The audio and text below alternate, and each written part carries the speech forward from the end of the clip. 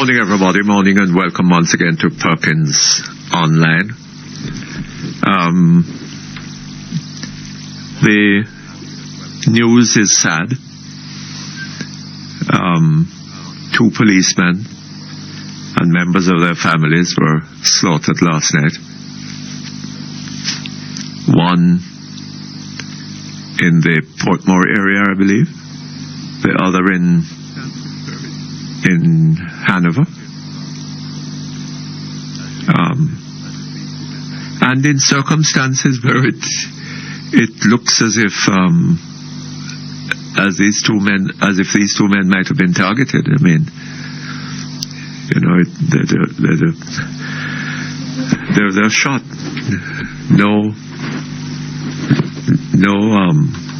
Nothing that might be said to have provoked, I don't know, maybe,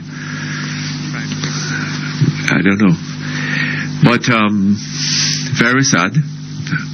And the crime figures, the year has begun with quite a lot of killings.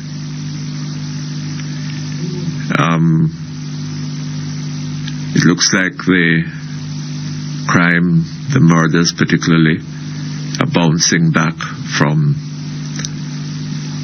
what was said to be a, fall in the rate early in last year. But one of the things that we need to guard against, condolences to the families of these men.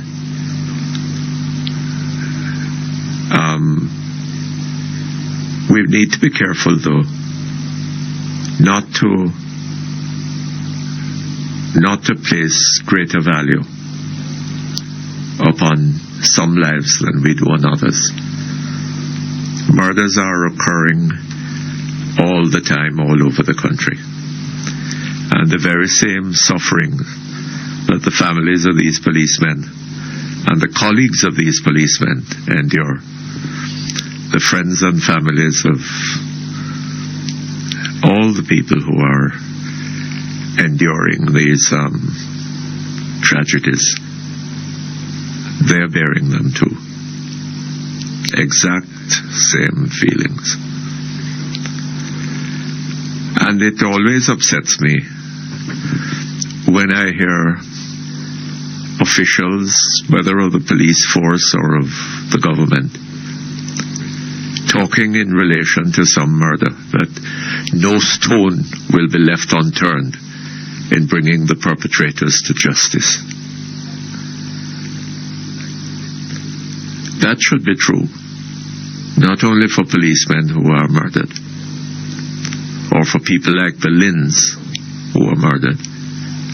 It should be true for the murder of any person in Jamaica.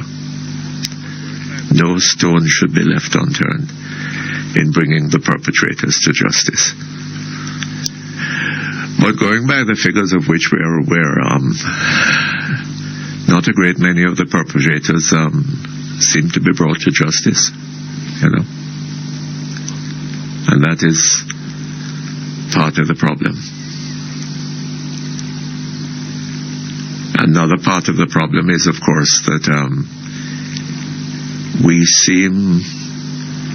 seem to be moralizing about all these killings and talking about the need to bring the perpetrators to justice. We're not stopping to consider what it is that is driving this criminal activity. And it is my view, strongly held, that until we analyze cause and effect, we're not really going to have a handle on this thing. Why are people behaving like this? This cannot be regarded as normal behavior. something is very wrong.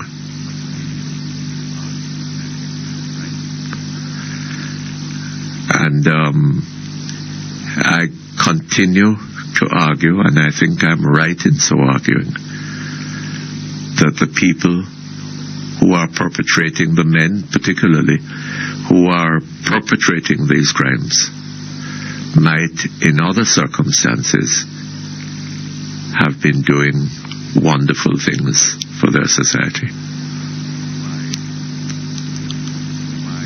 And what we need to be asking ourselves is why don't we have those circumstances as part of our environment? What is it that is depriving us of having the kind of circumstances which would lead these people to be living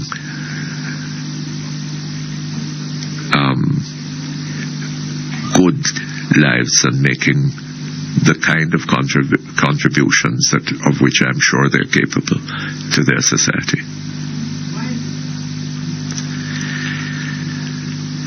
It's a very, very, very sad affair.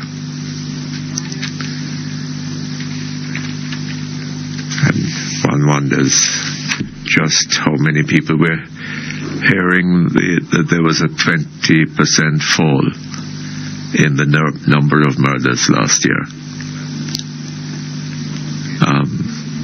Sounds impressive, eh? Well, in 2005, there were 1,650 something or 70 something murders. Last year, there were 1,330. Still a hell of a lot of people murdered. A hell of a lot of people losing their lives unnecessarily.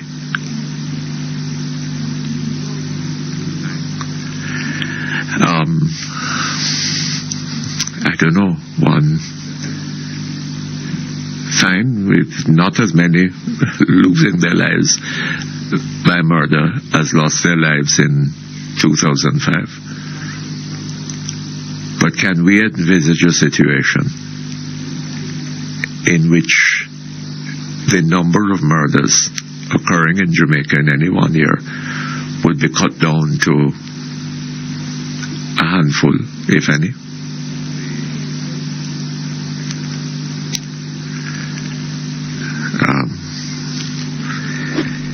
The Commissioner of Police has made a pretty alarming statement.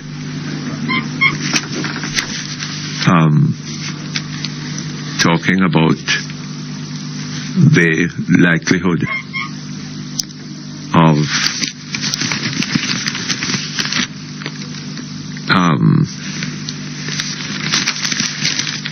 political violence reaching, well, let me read the story on the front page of the Gleaner.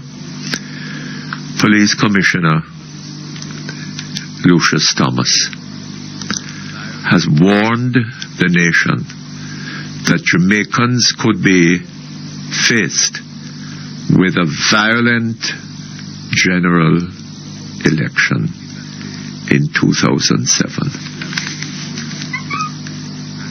Mr. Thomas, speaking at the Jamaica Constabulary Force's annual devotion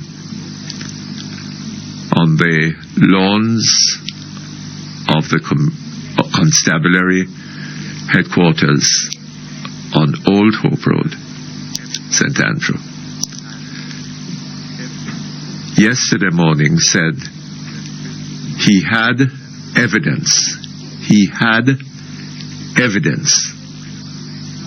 that suggested the general elections, which is constitutionally due this year, could be bloody.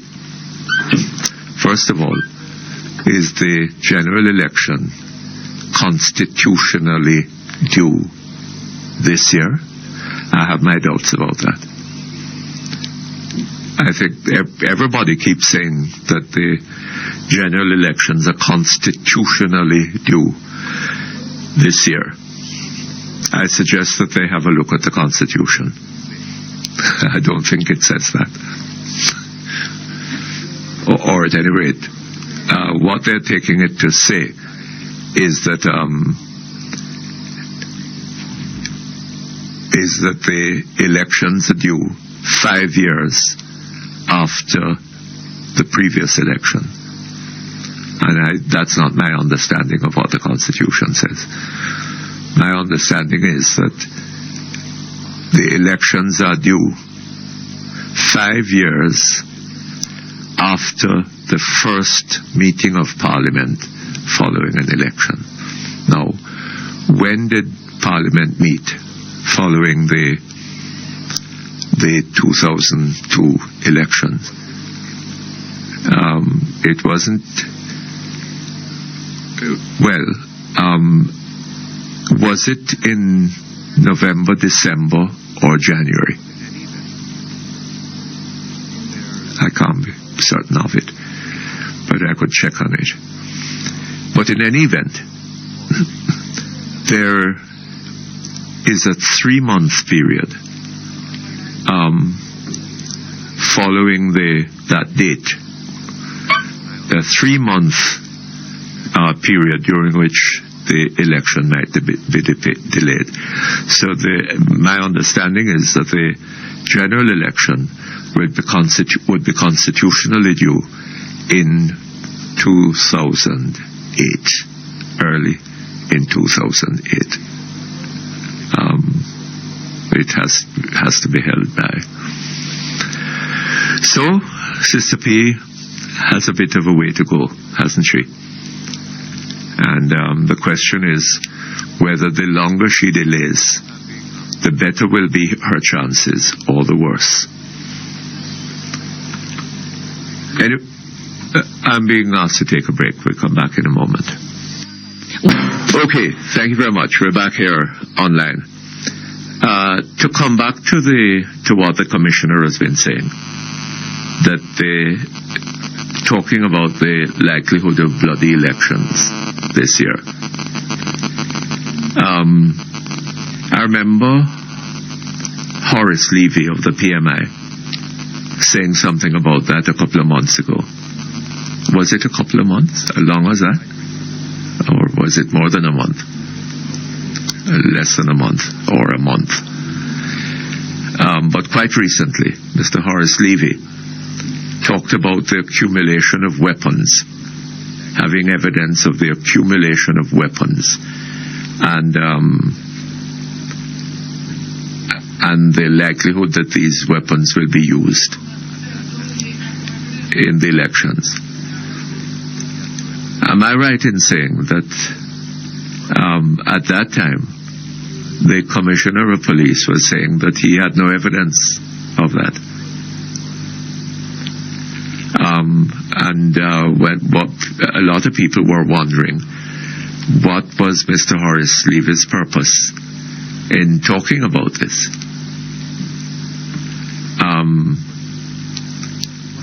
Now the Commissioner seems to have the evidence, he says. But why is he going about it in the way that he is? Creating alarm in the society, as he must know that this will do. If the police have such evidence, why don't they act upon the evidence and do something to prevent what is going on, and not raise unnecessary alarms in the public mind? I don't understand what's going on here. I noticed too that this is coming just after the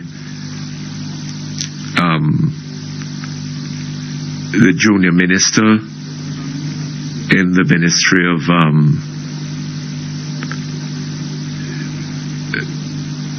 Local Government, Mr. Harry Douglas, is blaming the prolongation of the fire at the Riverton City dump on activists of the Labour Party. They are preventing the fire being put out. That's not what we're being told by the National Solid Waste Management Authority.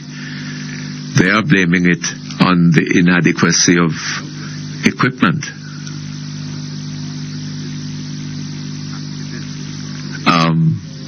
But Mr. Douglas claims to have evidence that it is activists of the Labour Party who are somehow preventing this thing being put out.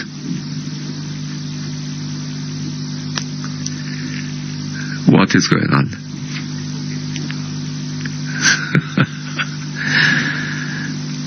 Well, okay. On the business page of the Gleaner, we've been hearing about how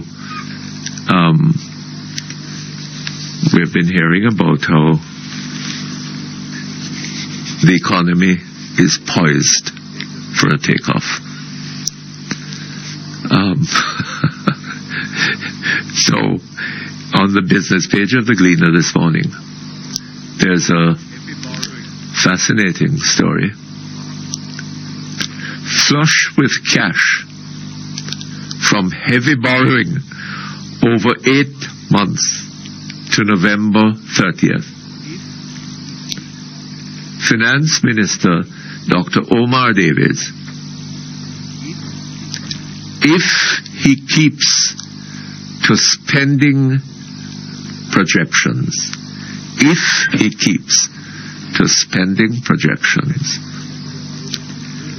will have no need, if he keeps to spending projections, which means if he doesn't decide to run with it,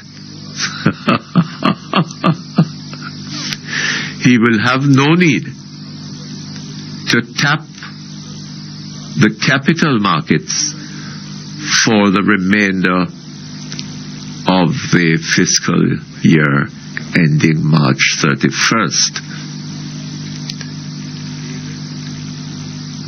By Wednesday, business calculations, Davies, at the end of November, had an estimated $25 billion lying in the bank,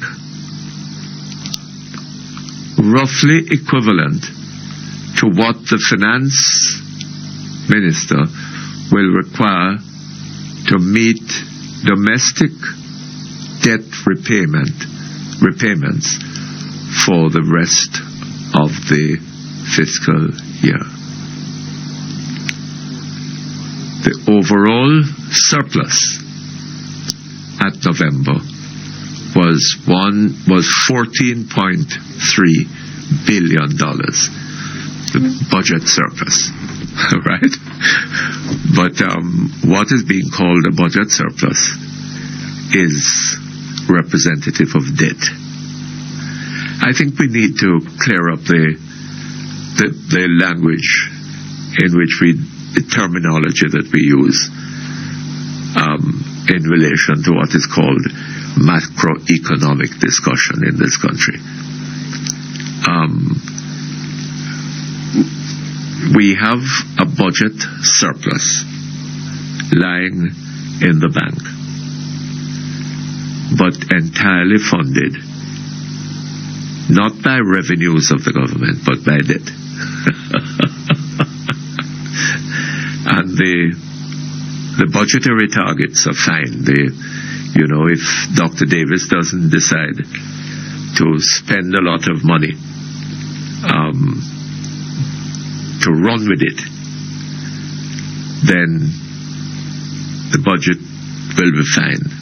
There will be no overruns, no need for any borrowing on the domestic market, and of course with the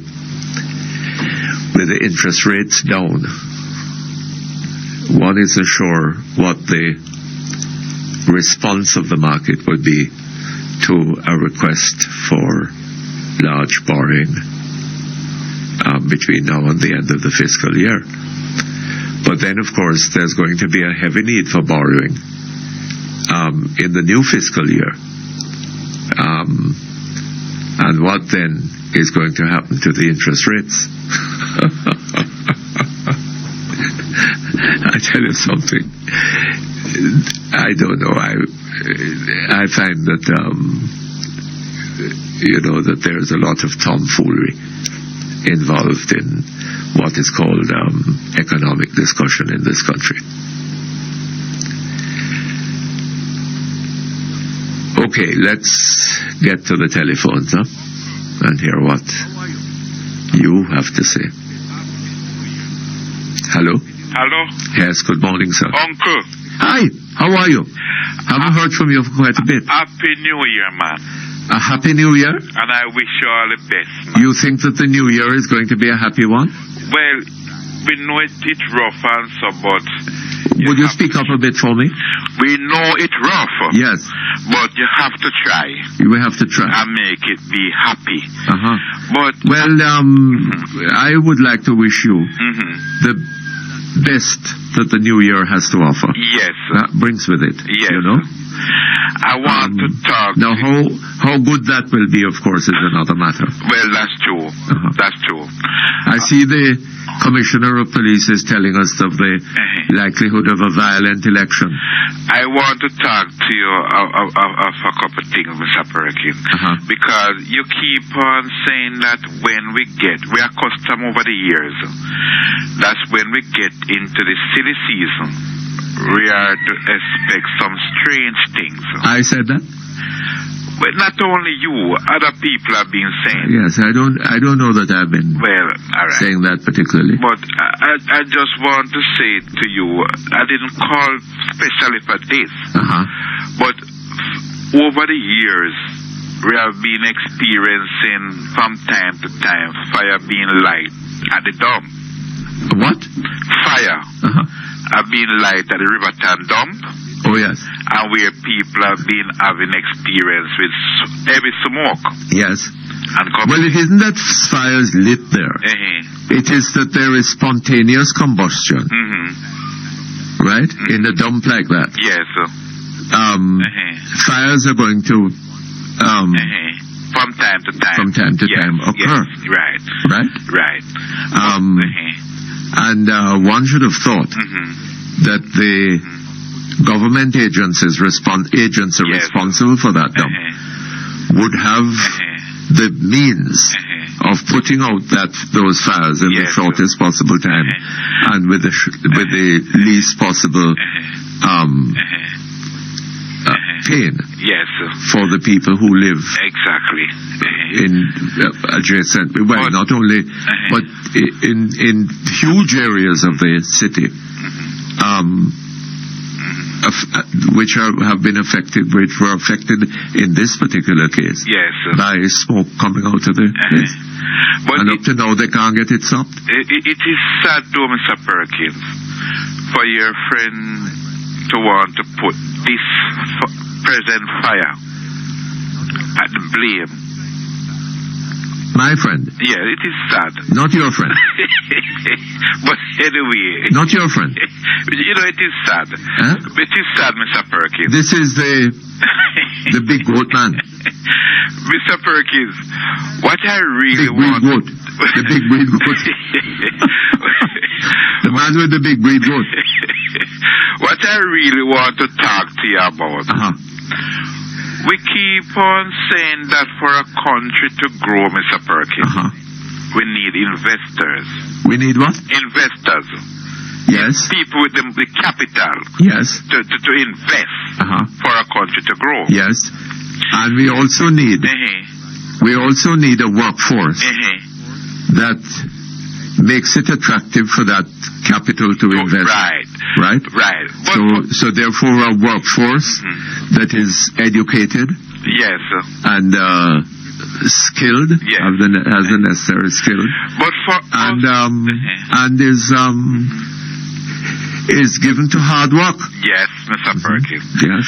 For us to encourage those people, Mr. Perkins. Yes. We have to have a finance minister when he makes... Hold on just a moment. Okay, thank you very much. We're back here with you. Hello? Mr. Perkins. Yes, nephew. We have to have a finance minister when he make a commitment. Speak up for me. Yeah, maybe... Hello? Yes. We have to have a finance minister when he make a commitment. Yes. And agree to. Those things have to be, you can rely on it. Mr. Omar Davis agreed with the trade union that on the 1st of this month, January, the fresh oil will move to 225,000. What is that? 275,000. The fresh oil of what? In the sense that people who earn up to 275,000 per year will not pay any tax. Yes. And Mr. Davis have gone... That's a lovely one for the elections. Thank you, Mr. Perkins. Thank you very much. What is happening now? They want to read a pretty budget to give the impression that they are there for the people. And that is the reason why he have gone back on his word, Mr. Perkins. What gone back on which word? In the sense that he had decided now that the 1st of this month he can't implement the new fresh oil. But the point I'm making, Mr. Perkins, when you have a minister of finance like this, how can investors have confidence in such person, Mr. Perkins? Well, sir, Mr. Perkins, if I come to you and borrow money from you, yes, and I tell you that I will pay you back on the 1st of January, and then I come to you and tell you, say, boy, I'm not paying you again, no 4 months time. No, he hasn't done that. He hasn't done that. I mean, he has from time to time negotiated, you know, but I don't think the government they would never do that. That is the last thing that they would do. Right? Mr. Perkins, from time to time, you know, you have been mentioning on your program that people have been... No, they roll over debts, right? But they don't, you know, they don't play around with it. They roll it over by agreement with the debtors.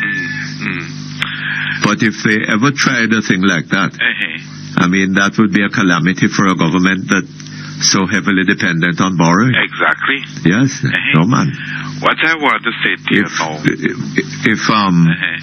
if children can't go to schools and sick people can't get treatment at hospital and so on, well, too bad. But the debt has to be paid. From time to time, you know, Mr. Perkins, you have been saying on your program how much people out there is going through some hardship. Hardship in this country. Yes. And some of your listeners may not understand. But if they were watching TVJ News over the holiday and saw a clipping in Westmoreland, that seat where Roger Clark gone to, in a little district where for the past 6 years or more, some people in that district have been sleeping in a house Without roof. Without what? Without roof. Yes. And Mr. Clark, I'm bringing the camera to show how much. Listen to me clearly, Mr. Perkins. Well, in this politics, sir. But hold on, Mr. Perkins. Don't it Roger Clark should have feel shame to know that this is happening in an era in which a member of his own government is NP for years. Yes. And also he is a member of the government which is in government for the past 18 years, Mr. Perkins. Well, so what? I mean, what Mr. Clark has in mind is an election coming up? No. That's all well of Roger to try to cover those houses where people is sleeping in without roof. But it is an indictment on his own government, Mr. Perkins, that it has bring the people to a level that they have to sleep in house without roof, Mr. Perkins. Well, you're speaking out of a different. Once upon a time, you'd have been saying something different about that, wouldn't you? Mr. Perkins, Mr. Perkins, the point I'm making. Yes. Am I wrong, Mr. Perkins? I wouldn't say that you are, sir. You and know. there are a lot more. There are a lot more people. I am sure. All over Jamaica, and possibly even in that constituency, in that parish, sleeping in houses without roofs. Exactly. Without adequate. You know, Mr. Perkins, in the Christmas holiday, you know, 1,200 children, 1,000 elderly senior citizens were treated in West Portland by Mr. Vaz and his team. And when you talk to them at the street, Mr. Perkins, these people have told you that they have never experienced it before. Is that so? Can you believe that? You're brilliant. You know. You're talking about. You're good at this thing. Come on, Uncle Man. You're talking about age group from 3 years old to 12. 1,200 children. And you're talking about senior citizens from 60 to 80 years old who were treated, Mr. Perkins. Yes, that's very good. Now tell me something. You heard the statement made by the commissioner this morning. Exactly, Mr. Perkins. Heard of it or read of it? Yes, Mr. Perkins. What is your view of this? Do you see signs of violence, of a violent election? We have not seen it, but what I want to ask the commissioner. And he said it would be like, well, I heard him talking about the 1980s. Yes. But I suppose he meant the 1980 election. When Errol Blair and his team the other day come out and say that they have been picking up intelligence on the ground. I don't know if Errol Blair was involved in that. Well, he were questioned about it after a member. Yes. And he backed it up. And they were saying that they have information of weapons being stockpiled in different areas. And the same commissioner come out and said they have no such information. Well, I mean, apparently he's been working on it. He now has not just information. We are told by the gleaner, but evidence. Now, if he has the evidence, he should be able to sort of lock up the people involved and Mr. Perkins, so prevent it. I really asking a serious question about the quality of our police force, you know. Yes? 2 weeks ago, an article come out in the Gleaner about a member of the police force after graduated 2 weeks from training school. Yes. You mean that was the policeman who confessed to a lot of corruption? 2 weeks from police training school. He has found himself involved into corruption. and every different section of the force he transferred to. Corruption were there, Mr. Perkins. The assistant deputy commissioner Grant were writing in the Gleaner Sunday, and she were attacking this policeman as a traitor, without even try to use the intelligence and the information to do some investigation. You get the point I'm making, Mr. Perkins?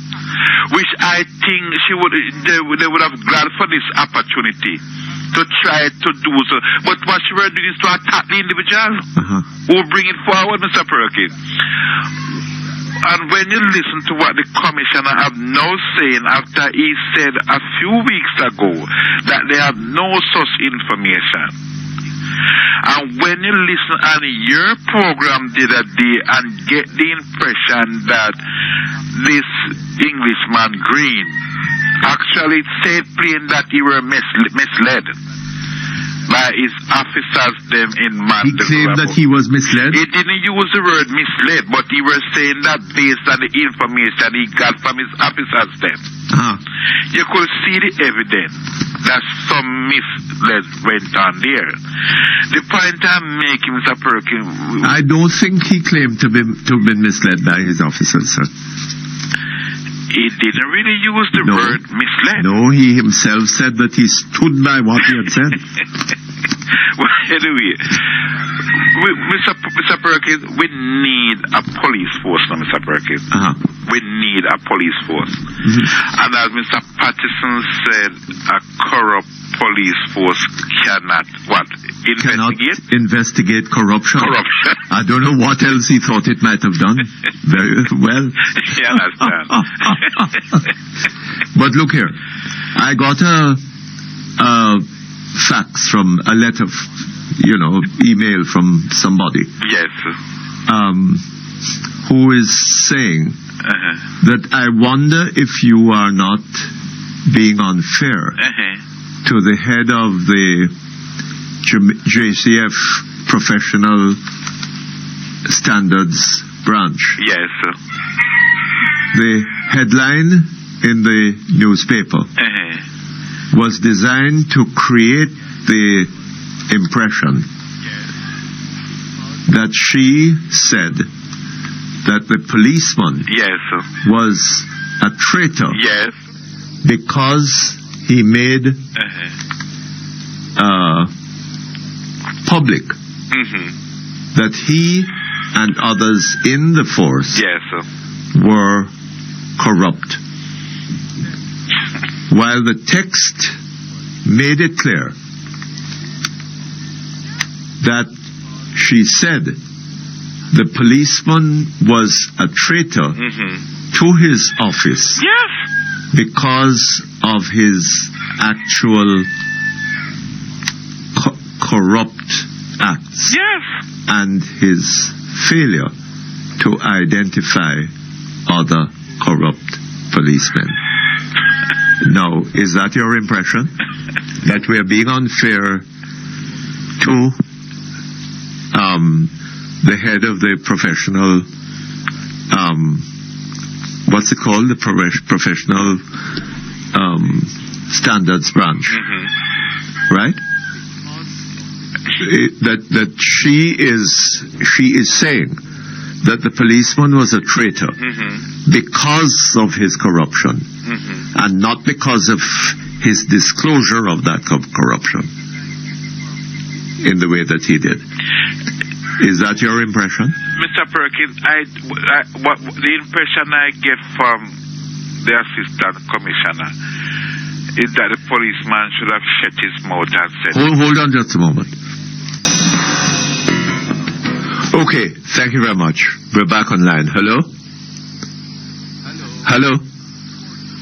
Oh, we seem to have lost him. Okay, sorry about that. Hello? Hello? Good morning. Good morning to you, sir. Mr. Perkins. Yes. Yeah, I'm a gentleman. I want to speak to you a little. You see? Yeah, beg your pardon? I'm not speaking to you a little. I'm not a problem, you see? Yeah. I want to see if you can help me with it. Let's hear it. Yeah. I'm a blind person. Uh-huh.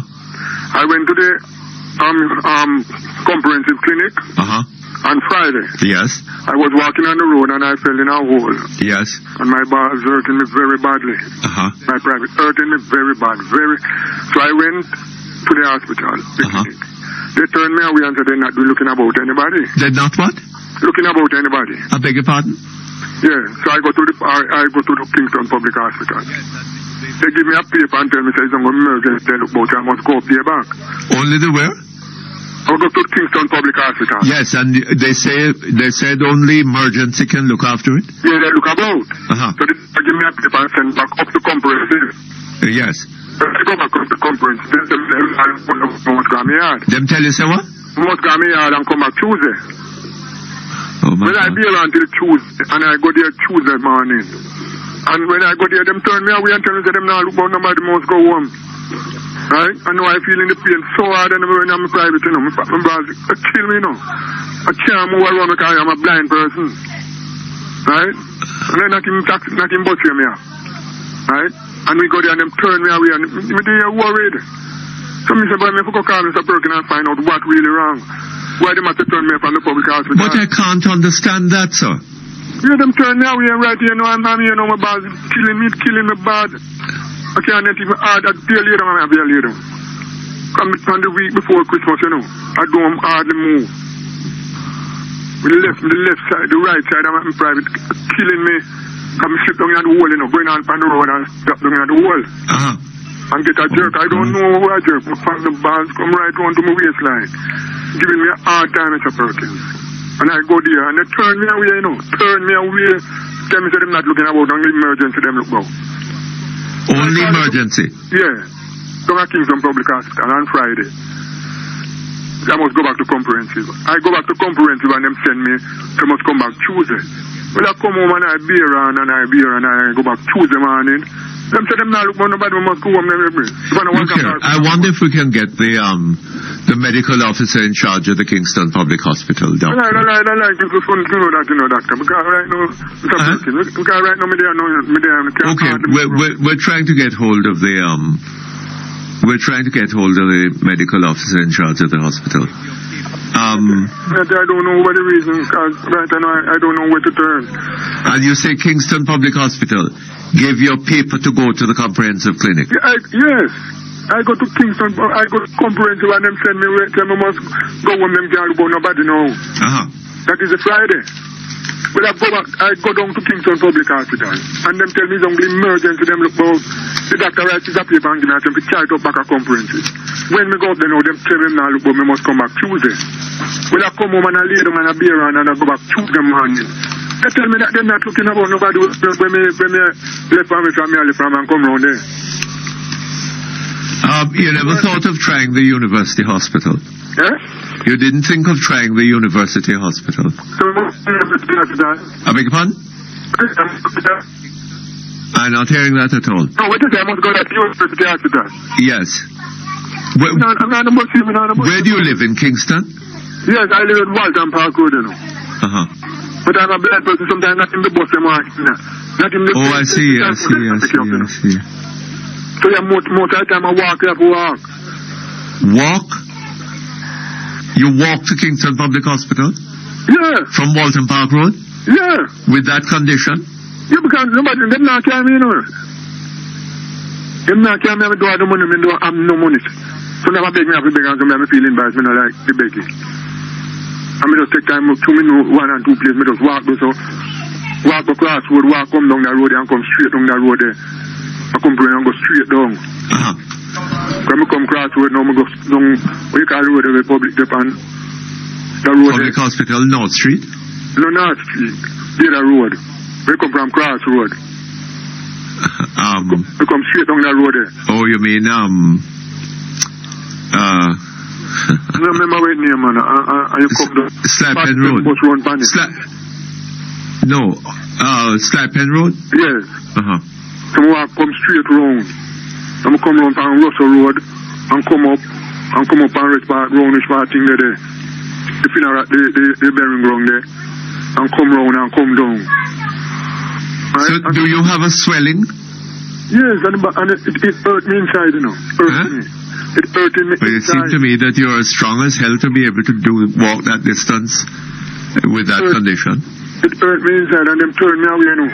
Right now, me yard now, me no know for I get so frustrated, me no don't know what to do. But the pain hurt me from right now, I'm go right on my waistline. Come just going on and just slide and just drop me in the hole, you know. Yes. I walk with this stick, I know what to do all day. Okay, we have Dr. McCartney online. Hold on for a moment. Hello? Hello? Hello, Mr. Perkins. Morning, Dr. McCartney. Happy New Year to you, sir. And may I wish you the best that is available for the new year. Same to you, Mr. Perkins. Thank you. Dr. McCartney, we have a caller on the line here. He's a blind man, he says. Right? He was walking on the road, fell into a hole, and seems to have damaged his testicles. Okay. He says he has a severe pain. He went to the comprehensive clinic. They turned him away. What do you mean? I don't quite understand by turned him away. He was not seen. Well, he said they turned him away. They tell him, hello, caller? Hello, caller? Hello? Yes, sir. Dr. McCartney is listening to you. Tell him what happened. Excuse me? Yes, Explain to Dr. McCartney what happened. Yes. I was going on the road, I walking, I fell in a hole, you see? They fell in the hole now. I started to feel pain from down in my private, come right on my waistline. So I don't know really what. So I said, well, I'm going to the doctor. So I go to comprehensive Friday morning. Yes, sir. They said they're not doing any more work, so I must go home and come back Tuesday. Okay. Well, I said, well, I can't take the pain anymore. I go down by public hospital. They give me a paper and say I must go back up to comprehensive. I go back up to comprehensive. They say then I look on the paper and I must go home and come Tuesday. So well, I go back Tuesday. So I just come home and stay home and then I be around until Tuesday. I go back. When I reach here, they tell me they're not looking about nobody when me don't stay with me. So I said, no, I have to call Mr. Perkins and find out. Hold on a minute, sir. Hold on a minute. Yeah. You came back on Tuesday. That was yesterday. Yes. And you came to the KPH? No, I came to the clinic. We went to the comprehensive clinic. Yes. The KPH gave me the paper to go. Right. And they did not see you at the clinic? No, they did not look on the paper and neither say anything to me. No, I'm here got a burning pain in my private team. Alright, what is your name, sir?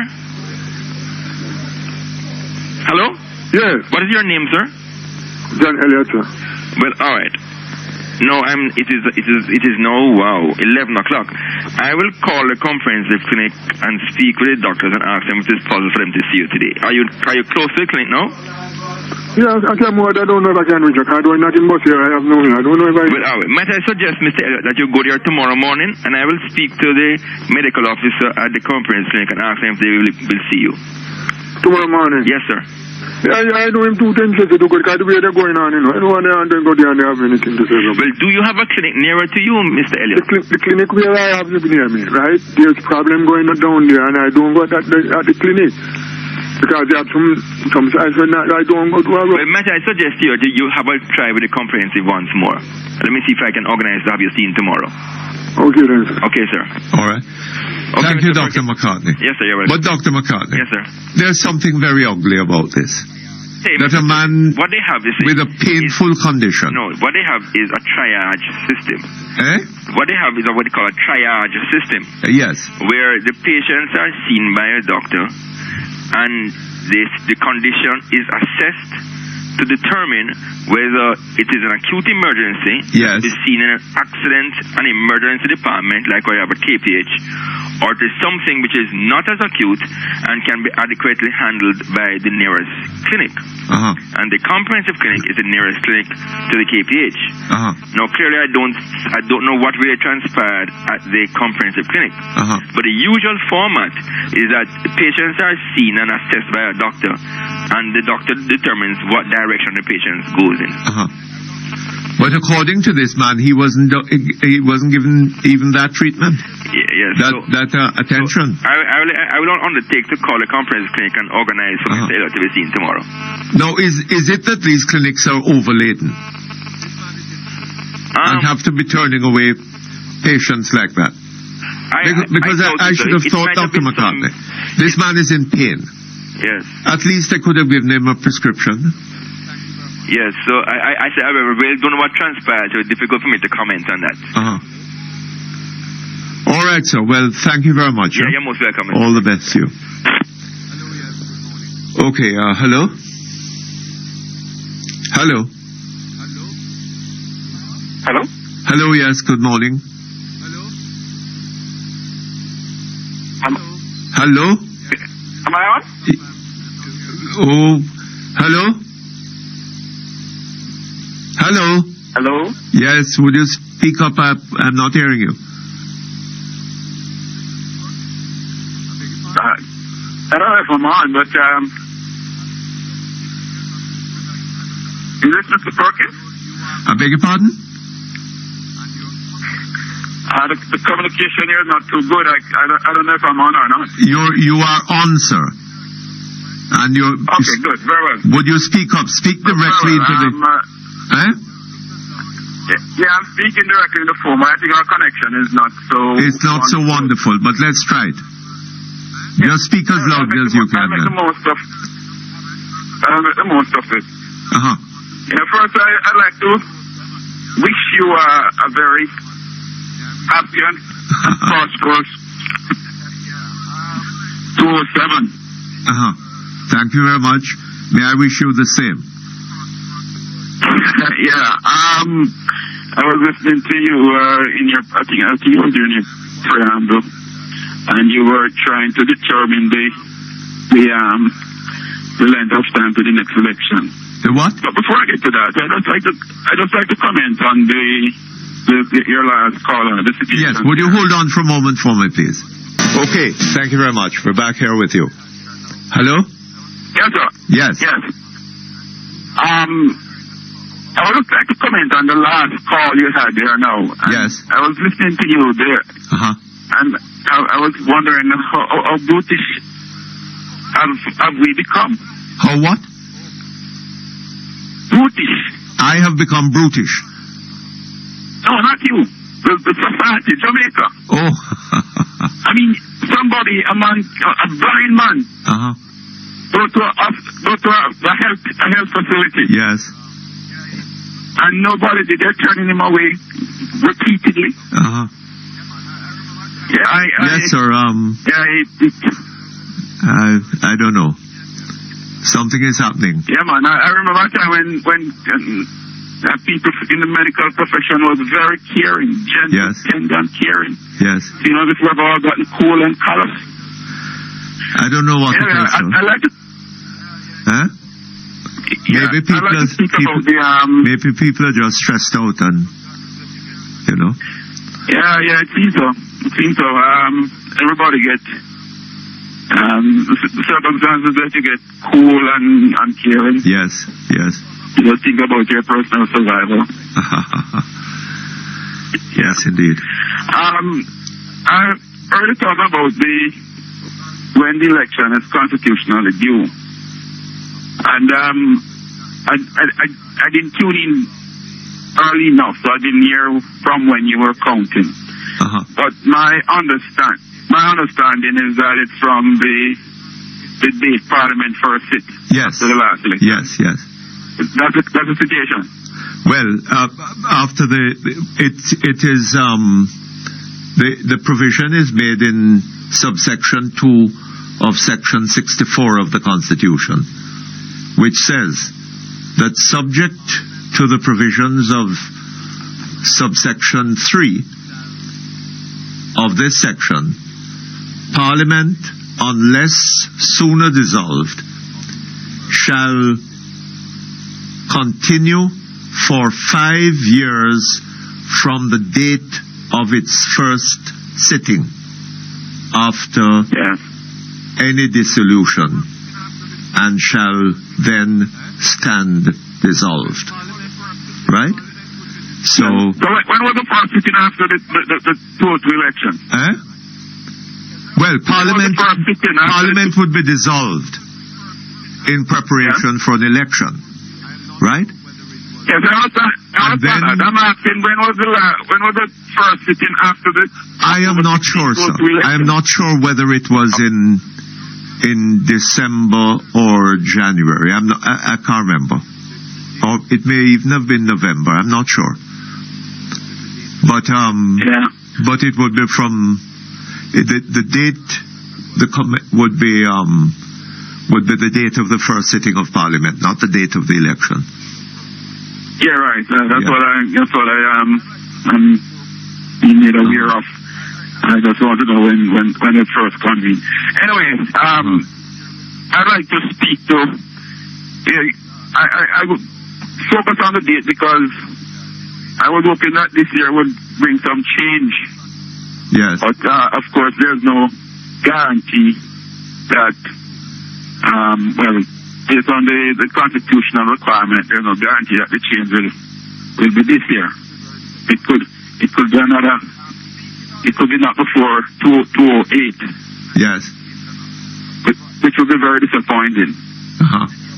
Speaking on this subject of the anticipation of violence in any upcoming election. Yes. I think this is very disheartening. It's very. And I think it's about time the Jamaica people really punish parties that perpetrate violence and reward the ones that really perform in acceptable way. I'm not hearing you. Eh? Yeah, okay, yeah. I think we have a very bad line. Yes. And I think I'll call you back some other time. Okay, all right. Thank you very much. Okay, good. Okay. Okay, hello? Hello? Hello? Yes, good morning. Good morning, Mr. Perkins. Yes, morning. Wish you all the best for 2007, sir. Oh, thank you very much, and the very same to you, sir. God bless you. Keep health and strength to continue your good work that you have done. I do. Well, I don't know. Yes, sir, you're doing a whole lot for you. Like, no, plenty people, you know, like, no, they don't take, who don't want it and who don't want it. Well, I don't know, sir. It is neverybody who likes people to be enlightened. Yeah, that's true. Mr. Perkins, I want us to stop you wake up yet. Why are you asking that? Huh? Why are you asking that? Now it's 2007, time for you wake up and open her eye. Well, she probably doodling. And come off of the plane.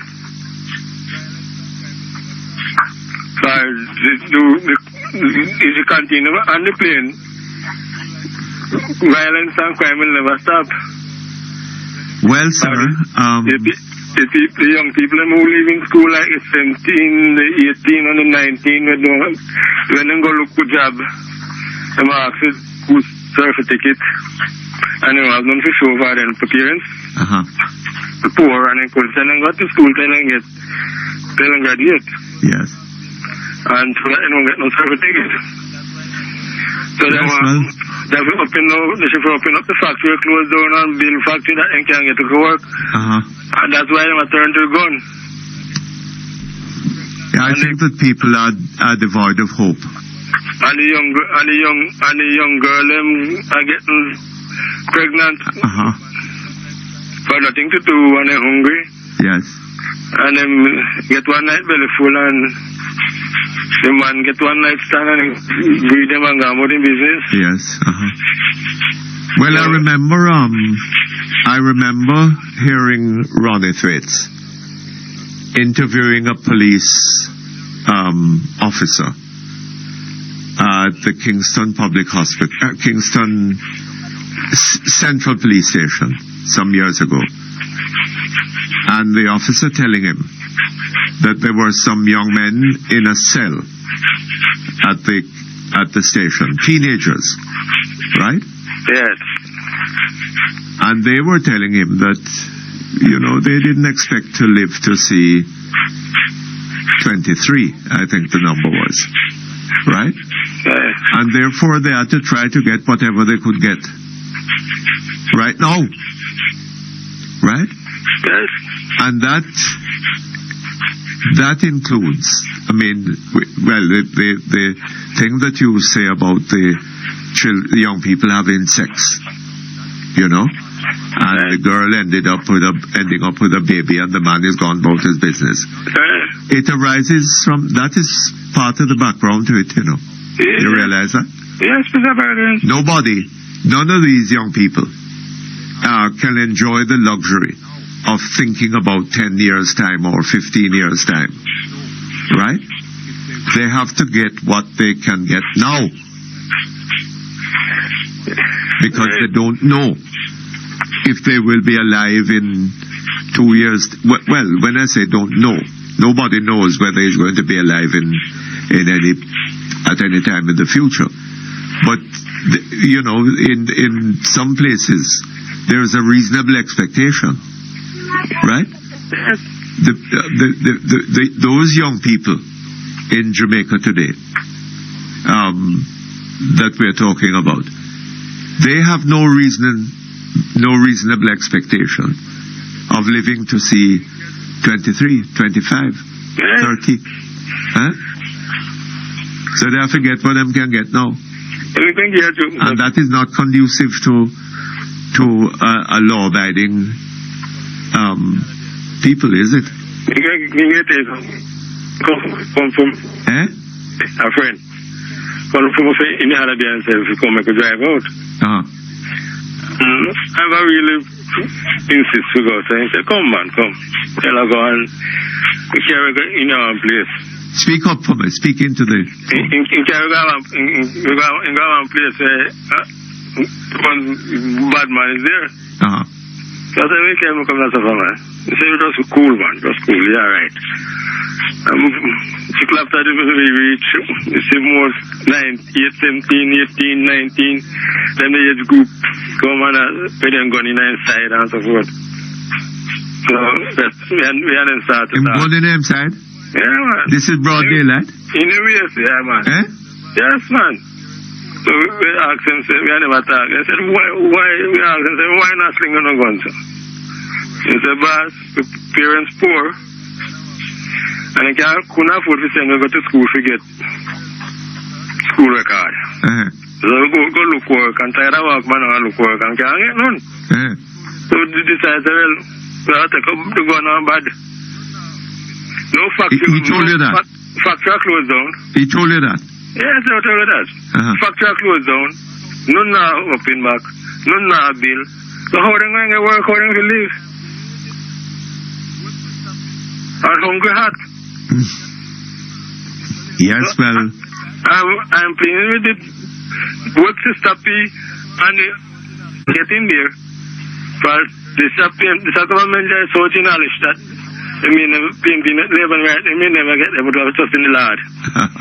And turn to the But you know what I'm thinking about as you talk? Sir? I say what I'm thinking about as you talk is that suppose that young man were to put that to Sister P or to Dr. Omar Davis, what answer would they give him? No money. Huh? No money. No, but he's telling them that his parents couldn't send him to school to get school record, right? So, and to get an education, moreover. So he hasn't got the education. And you know, I'm not learning to that to get no... He can't get a job, right? So, for him to live, he decides that the thing to do is get a gun and be bad. Right, and right? Whether losing life and... Right. Now, what would the answer if he put that to a spokesman for the government? Right? What would they tell him? I don't know the answer, Mr. Perkins.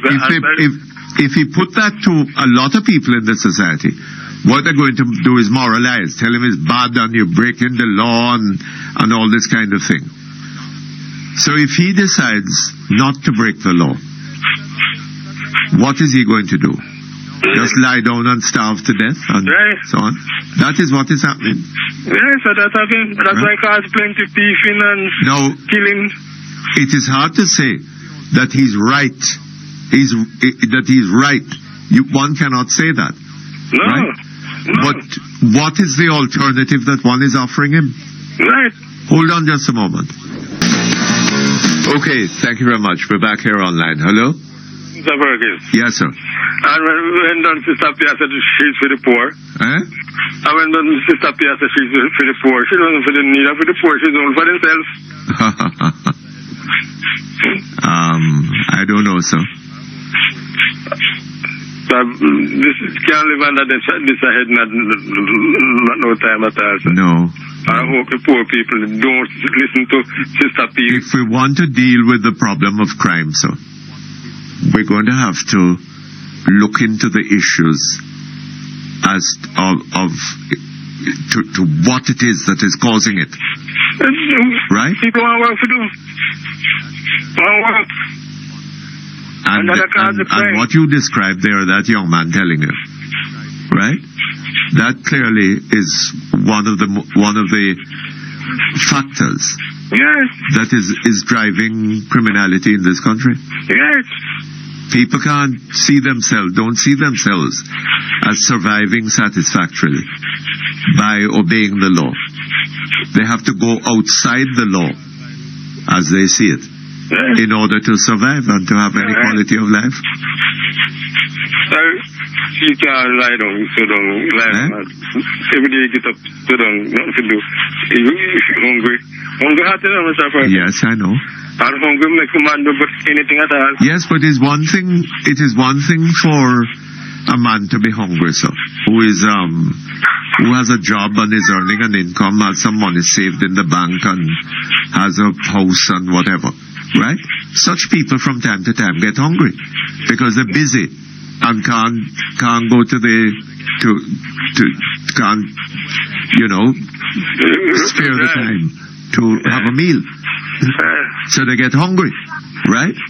But when they're hungry, they know that there is stuff in the fridge and whatever, food on the stove and whatever, right? And all that they have to do is go and sit down at the dining table and it will be there, or go and put it together and sit at the dining table and eat, right?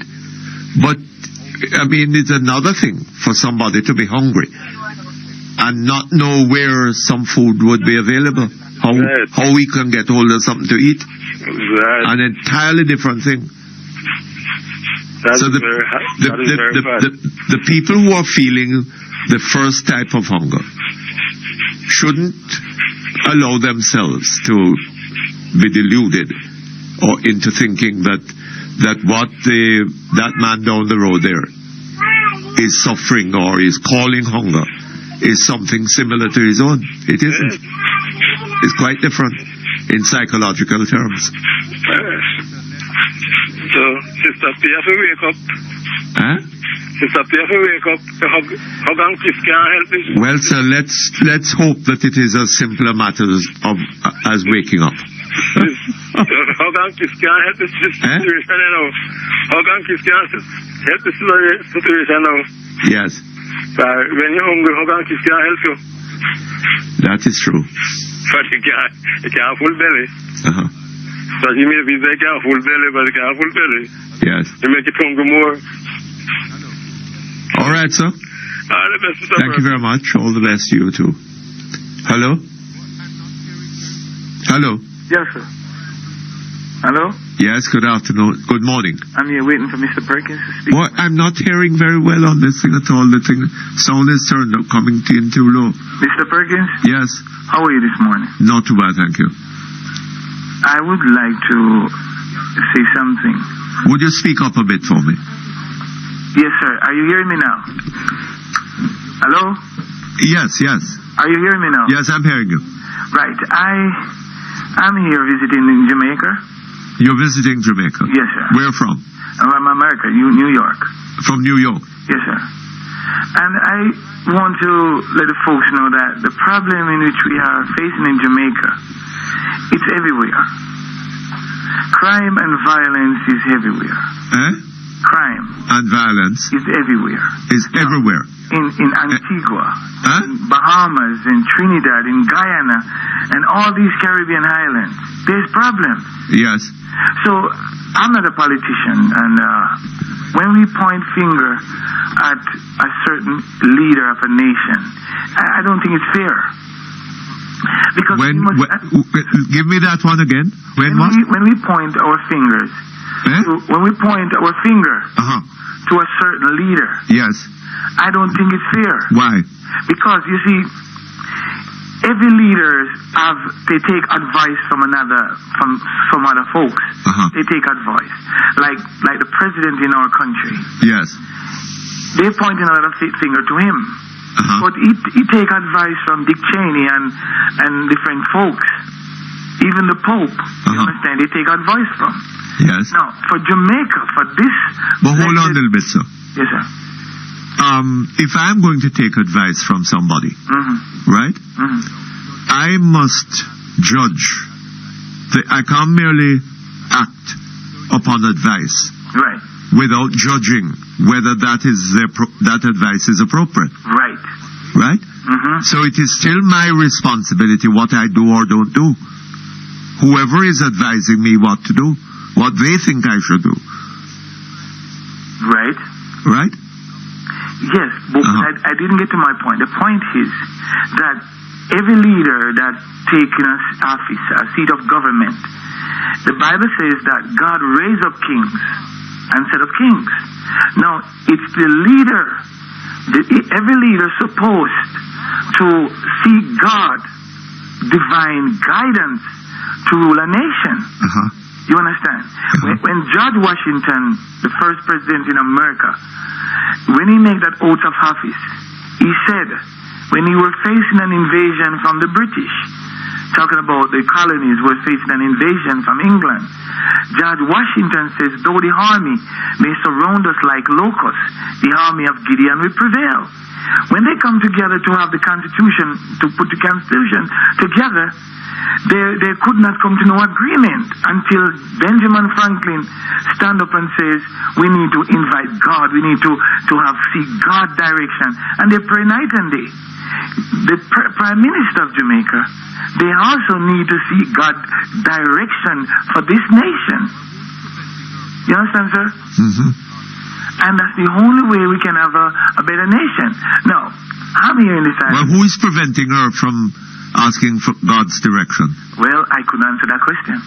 I'm just making that suggestion, sir, that what she needs to do. But are you under the impression that she is following God's direction? I don't think so. I don't think so. You don't think so? Well, whatever the reason for it then, she's not doing what she is not creating an impression that she's able to manage the job that she has taken on. Well, Mr. Perkins, let me say this, sir. I beg your pardon? Let me say this. Sometimes people... All right, I've been traveling back and forth America for 16 years since I leave here. And I love this nation. And for about 10 years ago, I could see the situation that's going on now. From that time, I could see what's going to happen. Yes. No, sir. For us to have a better Jamaica, we have to do certain things. We have to make sure that teachers and the police officers are satisfied with their salary.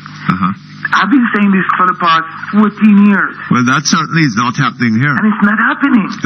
We have to and not only that, sir, at the beginning of your statement, you said that crime is everywhere. Right. So don't point fingers at your leaders, right, in connection with crime. Yes. Or the issue of crime. Yes. That is, in a sense, true. But there is also a sense in which it is misleading. Because, yes, there is crime everywhere. Right? But how much crime? Is there as much crime in Barbados as there is in Jamaica? No. So why should Jamaica have so much more crime than Barbados, than Bermuda, than St. Kitts, than St. Lucia, etc. Well, right? Let me say this again. When I live in America, and when as a Jamaican, there's crime in America. Is there relatively as much crime in America as there is in Jamaica? To tell the truth, crime is everywhere. I beg your pardon? For a little island. I'm not hearing you. Crime is everywhere. Crime is everywhere. But for a little island. The question is, how much crime?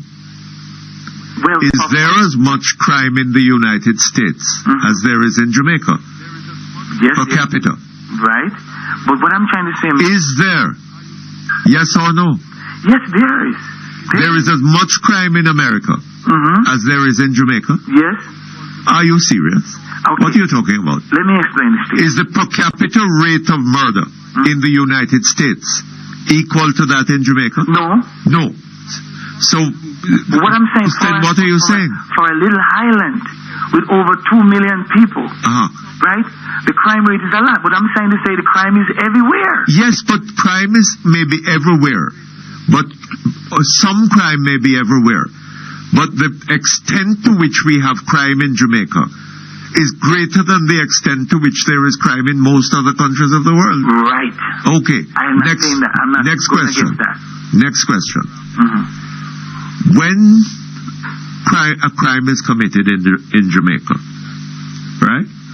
There are mechanisms that are brought into play to bring that criminal to justice, right? Yes. There are supposedly similar mechanisms in Jamaica, but do they work to the same extent? No. Is your chance of getting away with murder in the United States as great as your chance of getting away with murder in Jamaica or even in Barbados? Is your chance of getting away with a murder in Barbados as great as your chance of getting away with it in Jamaica? Well, I don't know what the chances are like. Well, I'm telling you. I am telling you that the chances are very great in Jamaica. Right? Yes. Your chances in Jamaica of getting away with of murder are probably in the vicinity of 70%. Right? Or more. Okay? Hold on just a moment. Okay, thank you very much. We're back here online. Yes, Mr. Perkins. Hello? Yes, sir, I'm here. Yes. Now, is it the function of the government to maintain law and order, and in so doing to preserve and protect the rights of citizens of this country, including the right to life, to liberty, and to the pursuit of happiness? Yes, sir. And if that is not happening, sir? It's not. I understand that. I understand. I see that. Do you think that is happening? Right. You're right on that point. You're right. So why then should we not point fingers at our leaders? Well, I heard folks say, we got a Prime Minister named Portia Simpson, and they're saying she's not the only one. She got other folks in her cabinet. But she is the Prime Minister. Right, well... She has the responsibility. You have some folks... No, she must either discharge that responsibility... Right. Or the people must start thinking about what they're going to do. Right. Yes, Mr. Perkins, what you're saying is a fact, and I will not disagree with you. What we need to do now... No, we have a problem. We have to have a solution now. What we need to do now is to work together as a nation, as an island, and see the needs of the people. But what I can understand, sir, there's a tendency for selfishness in this wonderful island of ours. You understand? Like everyone wants to have his, and they don't care about the others. You understand, sir? Yes. And it burned my heart. I love this island. I come here sometimes 3 times a year. Yes, sir, but hold on a little bit. Yeah. We must be realistic. Yeah. Right? If people are going to work together, yes, right? They will only be doing that for their common benefit. Right. People are not going to work together, be motivated to work together. If in working together, some of them are going to benefit at the expense of others. Yes. Am I right? You're right, Mr. Perkins. Mr. Perkins. No. Does it seem to you, sir, when there was a case that occurred some years ago up in Lawrence Tavern? They were doing some road work up there, right? And three persons associated with a political party went up there seeking a job, looking for jobs, right? You know what happened to them? No, you tell me. They were murdered. Wow, then they were just looking work. And they're just looking work, right? And it is notorious that for those who are genetically connected, as was said by one person who made $84 million in 2 weeks from renting two pieces of equipment, right? It is notorious in this country that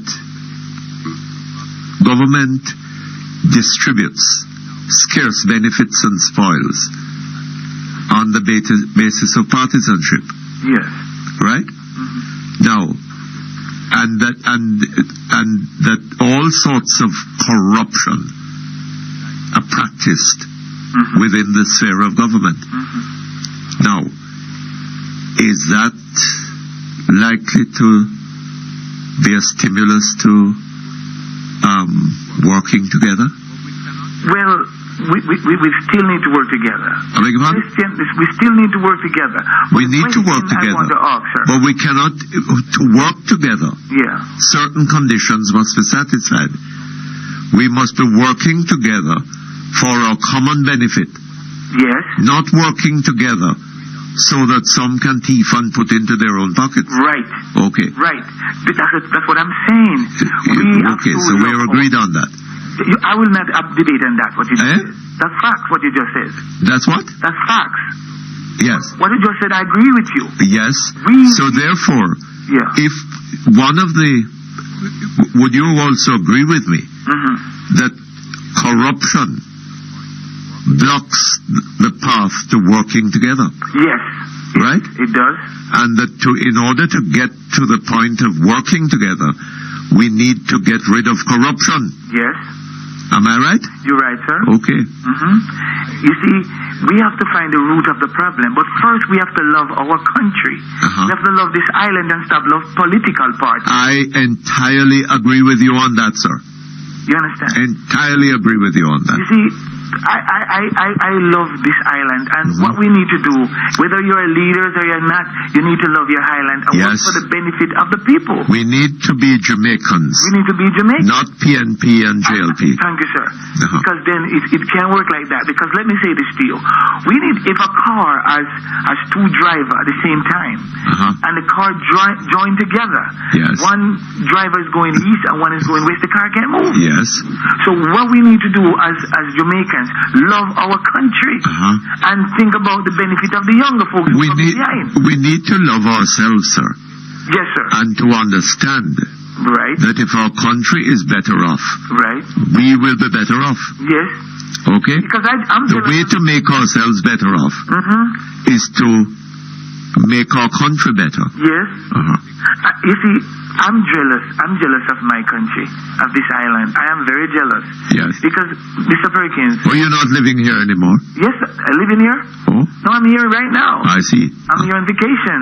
On vacation? But I come here all the time. Oh, I see. I stay in touch with what's going on. You're a tourist. I listen to your station for about 14 years or so. And it's the first time I get a chance to talk to you. Yes. Right, what I'm saying, sir, when I come from abroad and come into the supermarket, I want to get me some real Jamaican stuff. I can't get it. I went into the supermarket in the country and I saw gungo peas, and when I look at it, it says product of Peru. I don't want to see that. Oh, is that so? No, I don't want to see that. I want to see product of Jamaica. We have so much land in this country and so much strong folks. We have to get the folks back to farming. Yes. We have to get them back, because when somebody like that, the Europeans and the Americans and these elite can control your food, they control your life. So what we need to do, we need to get the folks back farming. You will agree with me, sir? Yes, I agree. Because, Mr. Perkins, you imagine, sir, Peru is miles and miles and miles away, and simple thing as gungo peas on our shelves, and this kind of meat and that kind of food, and all these things coming in. You know, Mr. Perkins, when I'm in America, sir, I'm from Brooklyn. I'm from Brooklyn, in the heart of Brooklyn. When I go to the supermarket, there's a lot of product that our island produce, and it's there on the shelves, but no promotion for it. It's not being promoted. Yes. Grace Kennedy have a lot of different spices and a lot of things, but guess what, Mr. Perkins? It's not promoted. It's on the ground, on the back shelf, and you know what? It grieves me. So when I come here, I see all kinds of things here, things that we don't need here. It's here. You understand, Mr. Perkins? So what they're trying to do, they're trying to destroy the farmers so they could control us with the food. I know what's going on. Who's trying to destroy the farmers? Okay. There is a group of people known as the elite. They are the folks who says that they want to rule the world. Right now, they're trying to bring all the Caribbean islands to have one passport. You understand? These folks want to rule the world. So they want to rule the world? So that's what they say. You mean these Caribbean leaders? No, not the Caribbean leader. I'm talking about the European Union. They want to rule the world. Is that so? Yes.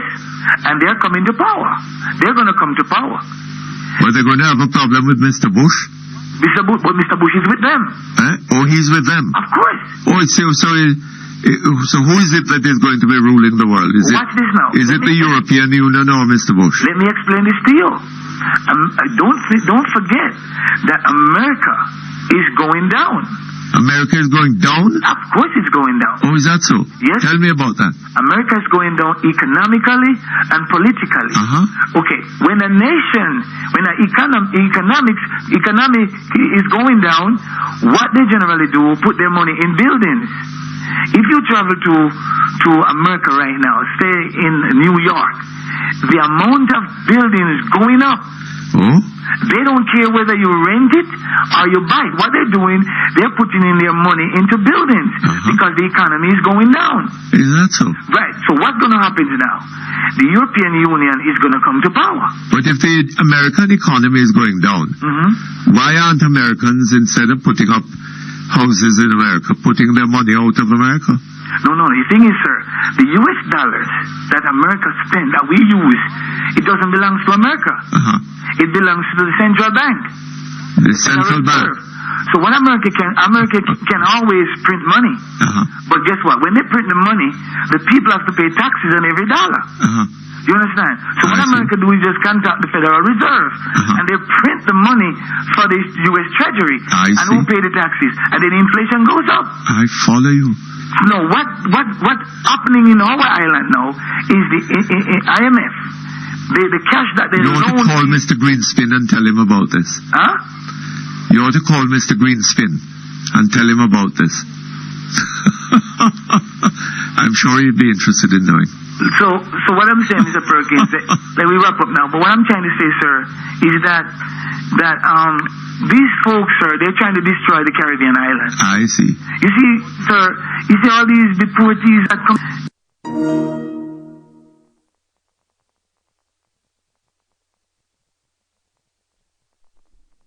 That part of the violence, that's part of the plan. Is that so? Yes, sir. So what do you think they should do? Good. When people leave from Jamaica and other Caribbean islands, go to the United States and misbehave. Most of these folks didn't misbehave. I beg your pardon? A lot of folks in deported here did not misbehave. Why do you say that? You can be there illegally. That's not misbehaving. That is misbehaving. Because they are folks... No, they're violating the laws of the United States. sir, they go there, they don't have a work permit, and they don't stay there time. Yes. They get deported. They stay there for 15, 20 years and get young children. Who's up, they send them home, and they don't have a job, and all these things do happen. Yes. Right. And these are one of the But hold on, these people, if these people are Jamaicans, sir, it is the United States that has a responsibility to ensure that they have jobs. It's Jamaica. Jamaica isn't doing what it should be doing. Repeat what you said. Repeat what you just said. Yes. I'm saying that if these people are Jamaicans, is it the responsibility of the United States to ensure that they have job opportunities? Or is it the responsibility of Jamaica? It's the responsibility of Jamaicans. Yes. To see that they can require a work permit or find some job. But most of them. No. Hold on. Okay, thank you very much. We're back here. Yes, sir. Is it the responsibility of the United States to provide jobs for the Jamaican, job opportunities? Or is it the responsibility of Jamaica? It's the responsibility of Jamaicans to look jobs where they could have a work, To look jobs where, sir? Over there. Over there? In America. It's the responsibility of Jamaicans to look jobs in the United States? Yes. I follow what you mean. All right, sir. Thank you very much. All the best to you. We've been having a lot of calls about that poor man, that blind man, who fell into a hole, walking on the road, fell into a hole and damaged his testicles. And went to the comprehensive clinic and was turned away. We haven't got a telephone number for him. Would he call us back? Because there's some people who are calling that we would like to be able to put him on to. So would he call us back and ask for the producer of this program? And there are some numbers that we can give him. Okay? Hello? Mr. P? Yes, good afternoon, sir. Good morning, I beg your pardon. Good morning. I'm a little previous. Oh, yes. All the best to the lady who reads our email. Oh, thank you very much. I'm not telling you anything about happy and merry and all that foolishness. Yes, indeed. Last year, 2006, has been a year of pain, guile, lies, more damn lies, distortion, and what have you. And it would appear as if this year has kicked off on a very, very bad start. Yes, it looks so. Because, listen to this, I want to extend condolences to the Lynn family because it's a blot on Jamaica. Yes. It's a blot on Jamaica. But you know, sir, it is equally a blot on Jamaica. Yes, sir. When other people of lower social status are treated in similar ways. Of course. Now, I listened to some news since morning and they say Corporal Banks was shot in a drive-by shooting. And Sergeant Ginos was murdered. Yes. Do you understand? One was shot to death and one was murdered. What is the difference? They were both murdered. Now look, I am saddened to say this, but I sincerely hope that the police look in their own ranks before they start looking outside. Where did the killers come from? They have to look in their own ranks as to where. But on what basis are you suggesting that? The commissioner was at a function in St. Catherine, and there was a gun salute there. Yes. By two young officers, young constables, and they had to be dispossessed of the guns. Yes. And charges preferred. If you have sensible people or people who is in the police force giving gun salute, something is wrong. Something is wrong with the force. Well, that has been said for a long time, sir. Yes. That there is, corruption, lack of discipline, and so on in the force. There was 2 men who disappeared along the Washington Boulevard, and when they were last seen, they were seen in the company of a policeman. That is true. They disappeared. Today, that is true. My grandmother would say, we don't hear gunfire about them. Absolutely. What happened? Yes. Now the spin and the guile that has taken place and lies and distortion. Now the Prime Minister has said that people are men that won't support their children. Some laws or whatever. And at the naming of children in the hospital and being given a free birth certificate, it would appear to me as if they must have thinking we'll have to register for sex, because these young girls will have to name who they believe is most able to afford the payment. Yes. And I've seen it happen. But you know, sir, yes. I was saying a moment ago. Yes. Right? Yes.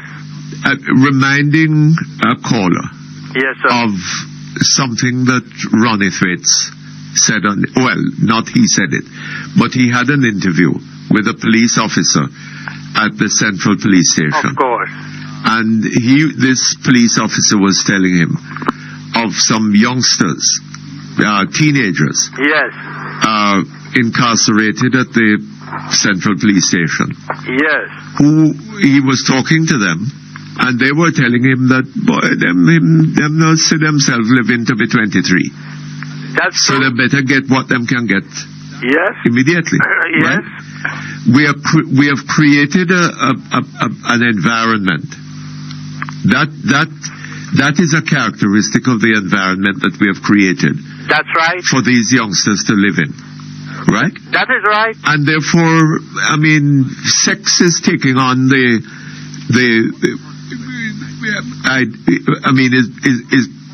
purely a matter of immediate gratification. It is. What the consequences might be is of no importance to them, because they're not going to around to deal with that. Right? Right.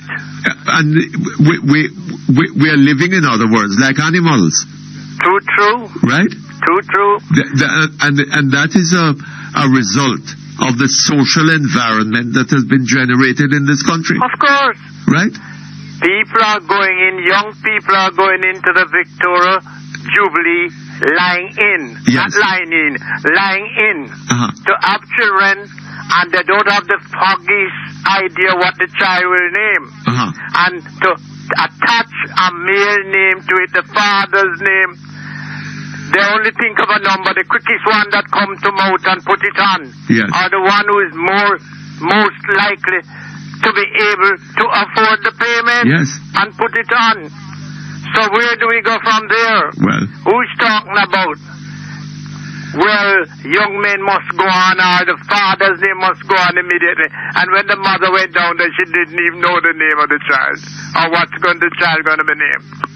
No, Mr. Perkins, we have had more lies, distortion, corruption during the year 2006, and it is pumping up because you hear all sorts of pronouncements. I was listening this morning to Dr. Radhashanti speaking to our Attorney General, our learned friend A.J. Nicholson. And I listened to him on a program probably a year ago, and he says he was born in Rock River in Clarendon. And this morning he was telling Radhashanti that he was christened at the East Queen Street Baptist Church. Now look, you mean that took so long, his parents took so long from Rock River and Clarendon to bring him to East Queen Street Baptist Church? Well, I don't know how long it would have taken. Well, something is missing there. My learned friend better get his sums right. And he went on further. The traffic guru incident was brought to him. And he says from 1944, he mentioned all the prime ministers and chief ministers of this country. And he says, this is the first time that a campaign fund has been brought into disrepute. Now, the donors or the people who is alleged to be the donors, traffic gurus, say it's not campaign funds. And this man, he tried his best to whitewash it by saying campaign funds has been brought into disrepute. And another spinner last year ran to Parliament, to the upper house, to produce a bill to say campaign funding should be this. The professor did that. Now we ran with a bill, and nobody in this country has seen it right to run with a bill to change the constitution of this country, because we are into serious trouble.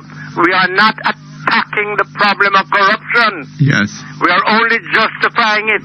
We are getting up in Parliament and we are justifying corruption.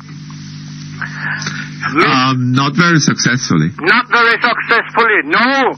But we are having a good try at it, because in the case of Scandal White House, they said the former Prime Minister did not get a report from Mr. Hilton.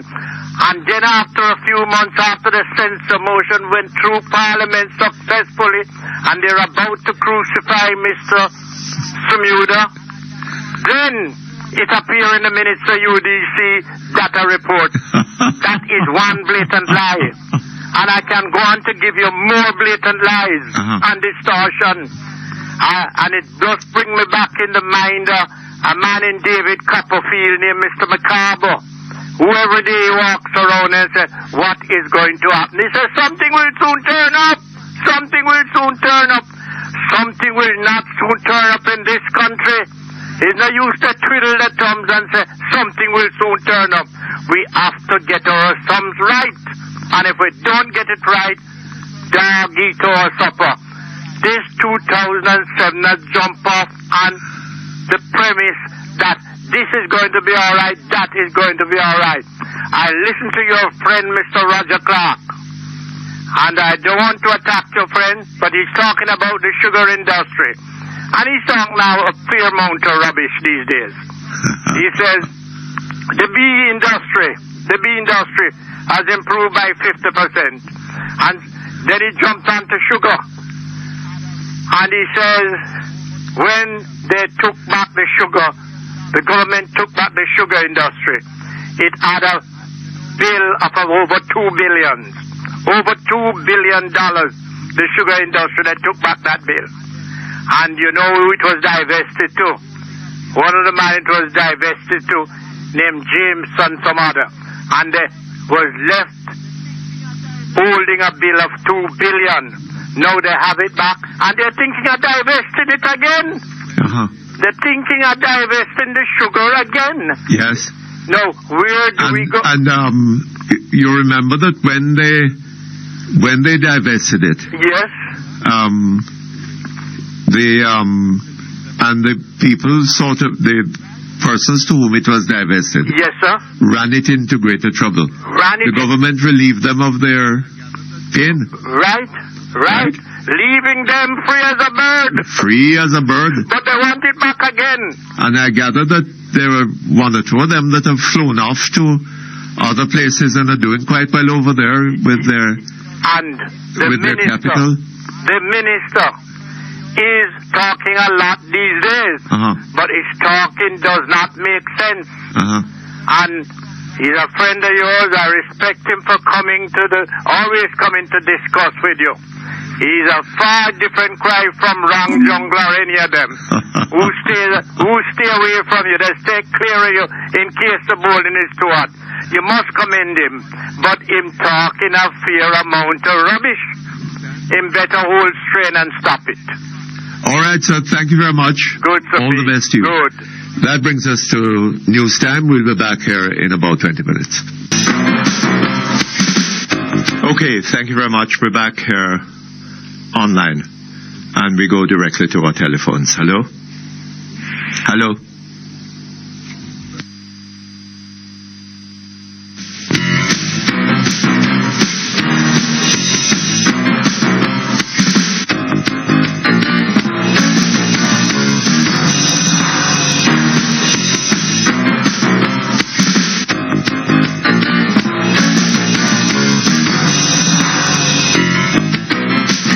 Okay, thank you very much. We're back here online. Hello? Hello? Yes, Mr. good Perkins? afternoon to you. Good afternoon to you, too. Uh-huh. I have a complaint. Yes. The tax office on Hope Road. Uh-huh.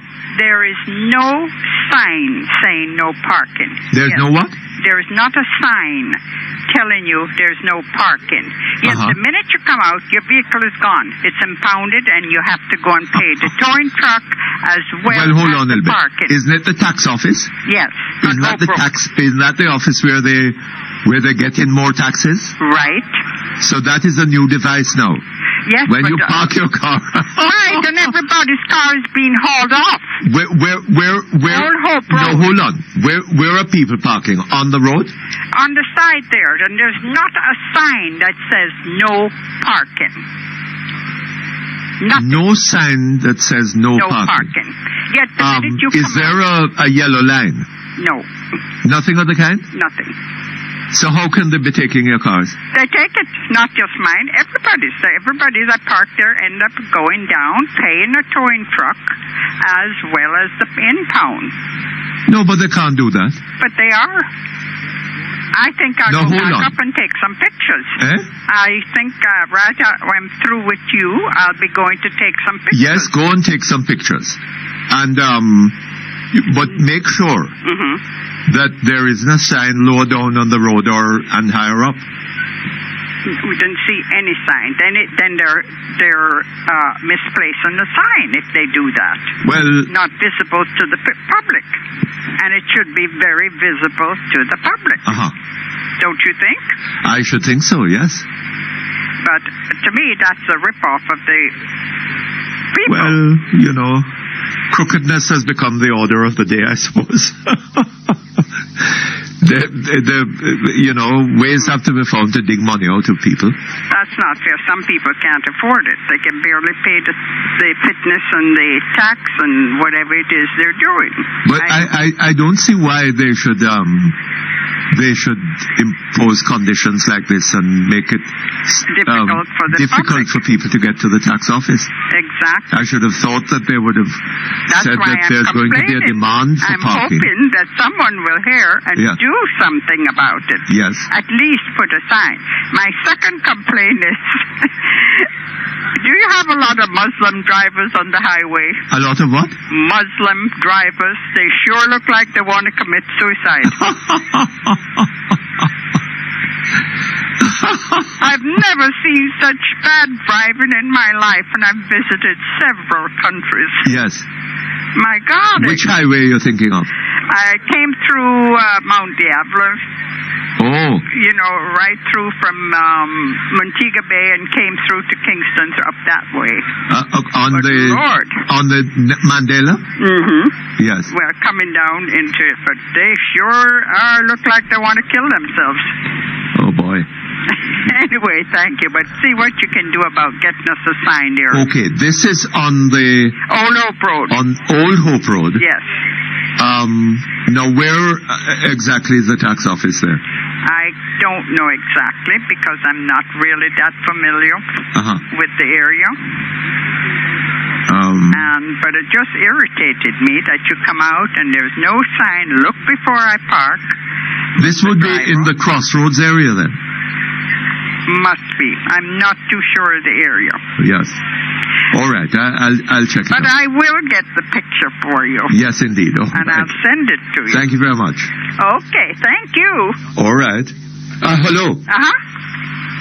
If I would go to the court. Yes. Right? Not just pay the fine and thing. I already paid it, and I needed the van. We paid it and got it out. Oh boy! If I had the time, I would. I think you should go to the court and plead not guilty. Definitely. But the problem with that is, I heard Mr. Frank Phipps complaining about the justice system. Right. Right? Mm-hmm. The justice system is defective in so many ways. Right? Right. You go to court with a matter like this. They take your car. They impound your car. Mm-hmm. Right? So you are without your car. Right. Right? If you want to go to court to test what they have done, yes. to test your guilt, right? Mm-hmm. You go to court, you plead not guilty. Definitely. They put off the case. And they give you a date. Lingers. Right? It lingers. You go back on that date. They postpone it again. Yes. You go back on that date, they postpone it again. And there may be 6 or 7 such times. And what are you to do? Do without your car for all this length of time? Can't do that. Right. Another thing,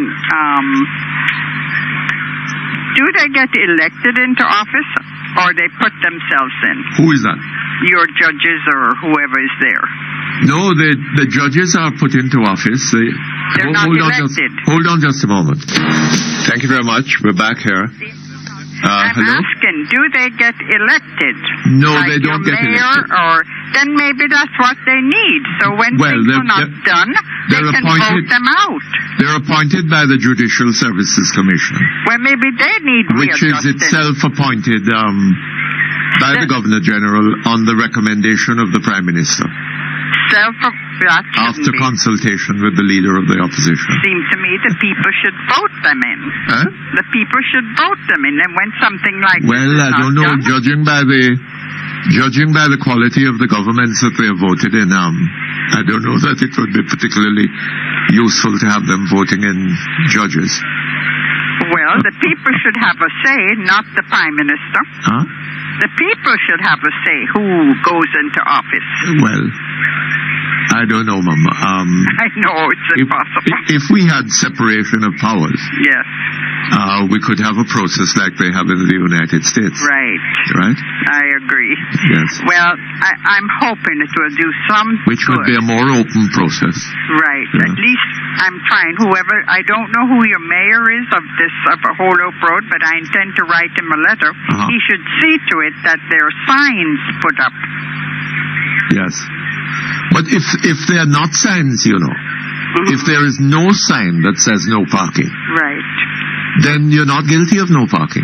Exactly, but you can't, like you said, you can't fight it because I can't tie up the vehicle for that long. Yeah, indeed, yes. So it's a catch-22. Justice thou art fled to brutish beasts, and men have lost their reasons. Thank you. Thanks for listening. Okay, thank you very much. All the best to you. Okay, hello? Hello? Hello, yes, good afternoon, sir. Hi, Mr. Perkins, how are you? I am fine, how are you? Well, I am here trying to enjoy the good weather in New York. Not too bad at all. Trying to enjoy what? The good weather in New York. Oh, it's good weather now? It's not cold? Yeah, it's not, no, it's not cold at all, man. I tell you something, you can actually wear a sweater outside. What you have, hot sun? Well, it have what you call it now, a very mild winter, man. A very mild winter? Oh, is that so? The good Lord is smiling at us, Mutty. Oh, good. Wonderful. I've never seen one so mild in a long time, man. Over the years I've been here. There's no snow on the ground? No snow on the ground, and it's very warm, man. Very warm. Oh? You leave it or not. Oh, absolutely wonderful. You don't even need a heavy coat to go out there. A sweater and a shirt and a light jacket is good enough, man. Oh, good. Oh, listen. A little before, I think it was sometime after 11 this morning, somebody from New York called. I guess he said that he was visiting. And he was talking to you about the deportees being deported from here to there, and that they are responsible for the high crime rate that is taking place in Jamaica. Now, when I was a kid, I remember I had a principal who used to tell me that a bad workman blame his tool. A bad workman what? Blame his tool.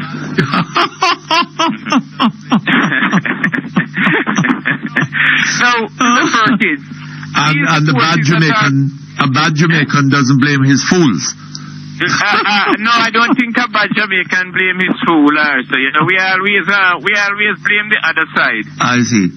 In 1980, we heard that it was the Central Intelligence Agency that overthrew the Mandi government, and they were the one that caused all the disruption that took place in Jamaica. Yes, but in fairness, Mr. Manley himself said that he had no evidence of that. Well, yes, I read that up to recently. I was doing some research, and I read that in his book, Jamaica Straddling the Periphery. Yes. But I don't think if you read Mr. Patrick Wilmot, column in the Observer yesterday, he was singing the same tune that Mr. Manley was singing. That Mr. Manley was what? Was singing. Mr. Manley said that he never have any proof to that. He said he had no evidence of that. But Mr. Patrick Wilmot in yesterday's Observer wasn't saying the same thing that Mr. Manley was saying. What was he saying? He was blaming the CIA for destroying a Cuban airline, destabilizing Jamaica, etc., because of the close friendship that Jamaica had with Fidel Castro. Let me tell you something, sir. On the face of it, there is no need to look anywhere outside of Jamaica to explain the destabilization of Jamaica in the 1970s. Exactly. Okay? It can all be explained, and very easily explained, by what was going on in Jamaica. Mr. Perkins, I just finished a thesis, you see, a master's program I was in. Yes. Let me tell you something. I was a young man in Jamaica at the time. And I was pretty much in the loop about what was going on out there. Yes. But going back to the pages of the Daily Gleaner and the Weekly Gleaner back then, you see, it didn't take a rocket scientist to tell you that the destabilization of Jamaica was internal destabilization. Absolutely. It was done by the Manley government themselves. Absolutely. Nobody should be blamed. That's quite true.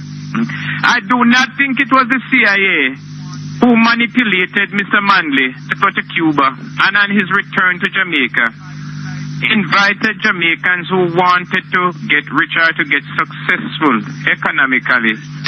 Five flights leaving for Jamaica, leaving for Florida daily, and they didn't catch one of those 5 flights.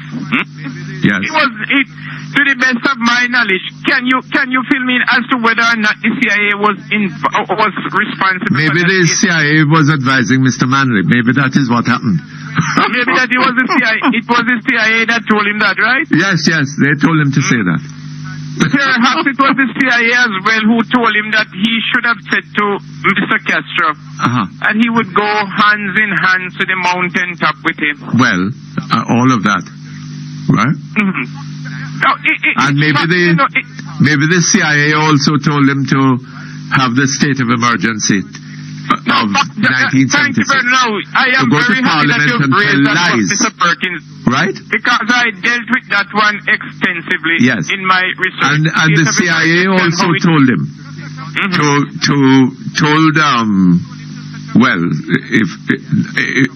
told him, yes, to take on Albert Robinson. Maybe it also told him to set up Green Bay as well. Yes, to instruct the police to give him a gun, which was bought with public funds, right? Right. And to subsequently to declare a state of emergency in order to prevent that information coming to exactly, Mr. Perkins. And you know, this morning when I heard the other day when I heard this statement by Horace Levy from the Peace Management Initiative. I do remember, for those of us who do not remember who Horace Levy is, I hope many of them will remember the numerous condemnation that he and other left-wing members of the PNP, the CPJ and the WPJ unleashed on you and the so-called cabal that was bent and overthrowing Mr. Manley's government. Yes. This is the same Horace Levy now telling us about guns being stockpiled in certain areas to usurp the election. Yes. Mr. Perkins, I am going to tell you something. Well, the commissioner of I am far more fearful of the state-sponsored thugs usurping the election, as was the case in 1976. It wasn't the gunmen who usurped the election in 1976. It wasn't the gunmen who stockpiled weapons anywhere and went into Colonel Charles' house and grabbed him and put him in detention. He and other members of the Labour Party, they were not the ones who usurped the process.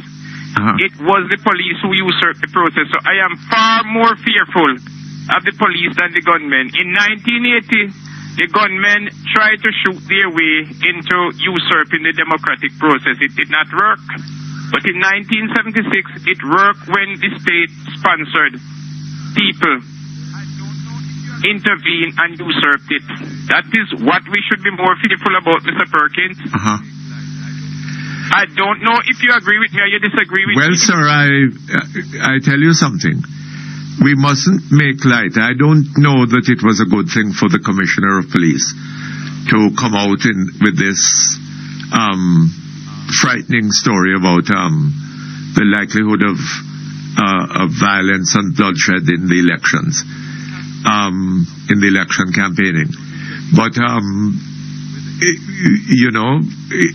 if the police have evidence of this, I don't think they need frighten people with it. Right? There are things that they can do. But I wouldn't dismiss the idea of bloodshed in the elections. No, I wouldn't dismiss that idea, Mr. Perkins. I mean, we have, we have reached a situation. Remember, we have a minister telling us that they have always believed that it is in the best interest of this country for them to form the administration. Right? To rule the country, and they will do anything to remain in power, and that anything did not exclude anything. And I mean, the man who made that statement is not somebody who is ignorant to the English language. Yes. That anything, Mutty, is a term that we should be very mindful of. We should really think about what he was saying. We should remember that that was the man who headed a committee in the 70s. That it was what was it? Who was that? Was that in Pickersgill Committee? Oh. You were not a diehard. Oh, the Pickersgill Committee. Yes. Yes. You could not get a job in the government. Yes. But we have to whatever we do, Mr. Perkins, we have got to link the past with the present. Yes, indeed. And what you happened? You remember Mr. Tony Spalding, sir? He was a man who, according to Mr. Justice Small, had more than a passing acquaintance with gunmen. Yes, sir. I have that in my recent research, Mutty. Yes. I came across that. Had more than a good passing with gunmen. Yes. Remember, Mr. Perkins, what happened to that Gleaner photographer who went into Rima? Or somewhere there when they were bulldozing these derelict buildings. Yes. And he was taking pictures. The man was attacked. He was slashed at. His camera was seized. Right? And it was just to make sure that Jamaican or the Gleaner did not get a chance to publish for Jamaicans the atrocities that were taking place there. I mean, remember what happened in 1977 when they went into Rima and destroyed Rima, Mr. Perkins? Yes. That led to that commission of inquiry that was chaired by Mr. Small.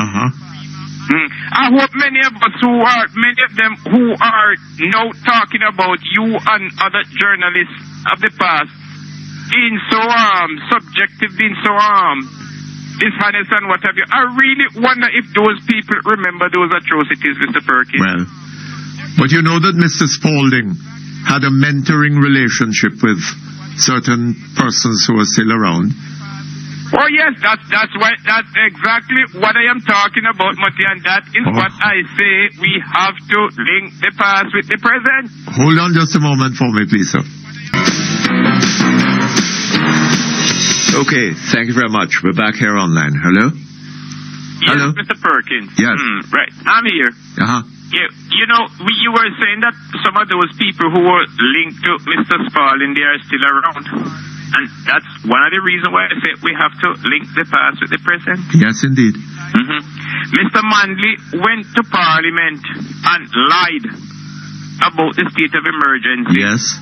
He lied about the gunpowder plot.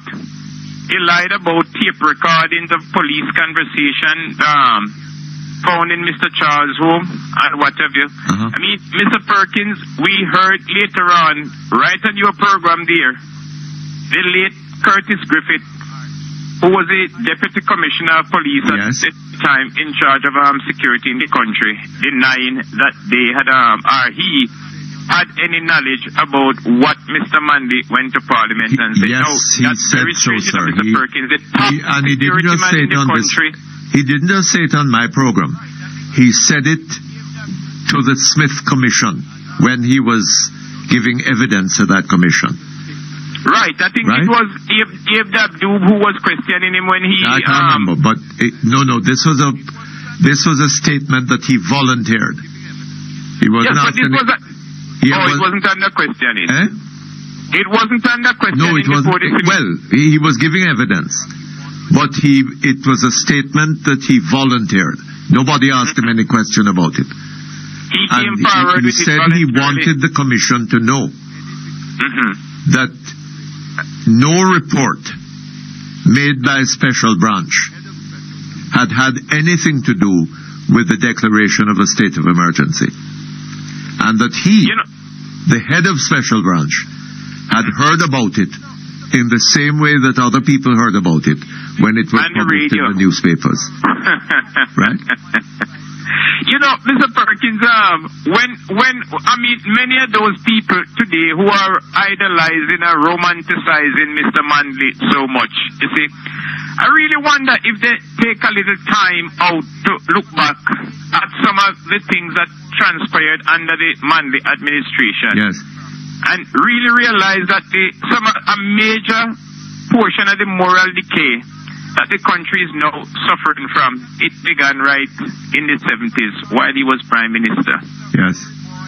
You remember that march that he led through Tivoli Garden with Mr. Burry Boy's body? Yes, indeed. On his way to the church, I think it was a church, the funeral service.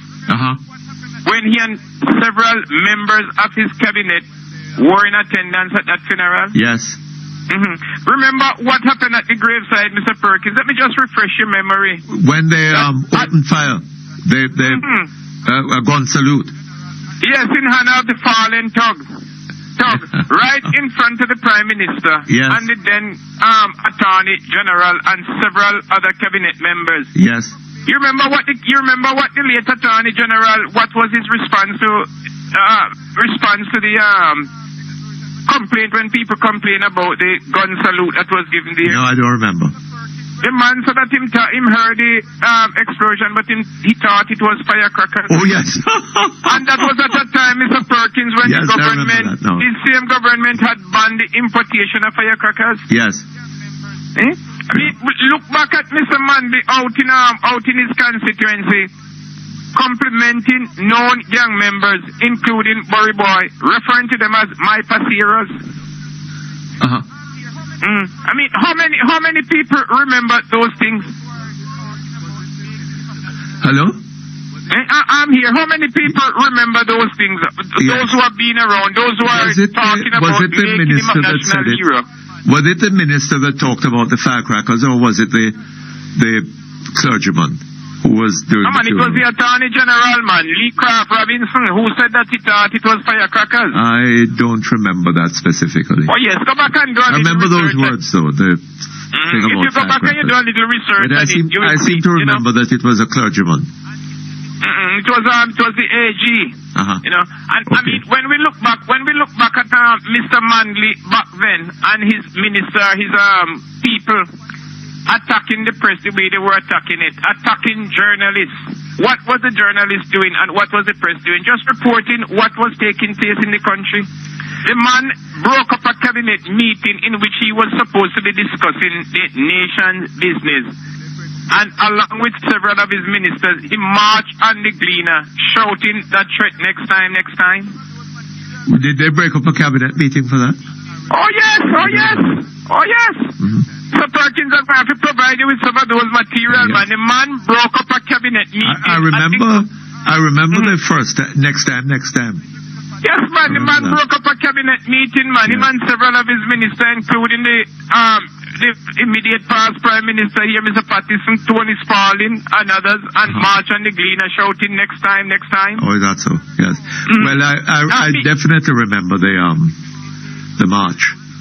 Did you recently, not too long ago, Mr. Ken Jones wrote an article in the Gleaner. But they don't seem to mind the Gleaner these days. Yeah? No, they don't mind the Gleaner those days. They don't seem to mind the Gleaner these days. You remember Mr. Spalding saying was going to start the Gleaner? You know, he was nicknamed the Minister of Starvation. Yes. That was a time when, despite the fact the Gleaner had such wide circulation, Mr. Perkins, and the Jamaica Daily News was only distributing about a fifth of what the Gleaner was circulating. The bulk of the government advertising revenue went to the Observer. Yes. Because the Observer was operating under a charter from the government. Was it the Observer in those days?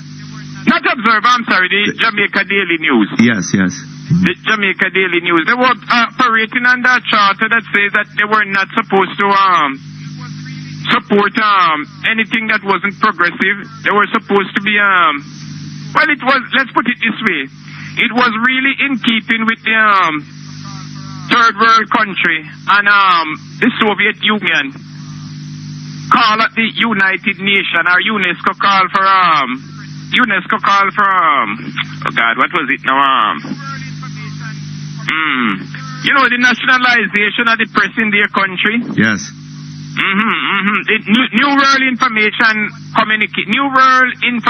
Order or New World Communication Order. I mean, you know, you just have to look back at what happened to you, what happened to the late Audley Kid when you were about dragged before the bar of Parliament to say what you reveal what you knew, who gave you that information that you guys wrote about crime and violence in the society at the time. I mean, you recall, I'm sure you recall that, Mr. Perkins. I remember that, yes. And you know what is scary today? One of those persons who made up that search party at the time, at witch hunting, the late Mr. Ernest Peart. It is his son today who has built a door barring the reporters from Yes, I remember him particularly at that meeting in Parliament, yes, that committee. Yes, it's I mean, Mr. Perkins, it is safe to say it seems like we are reverting right back to the 70s.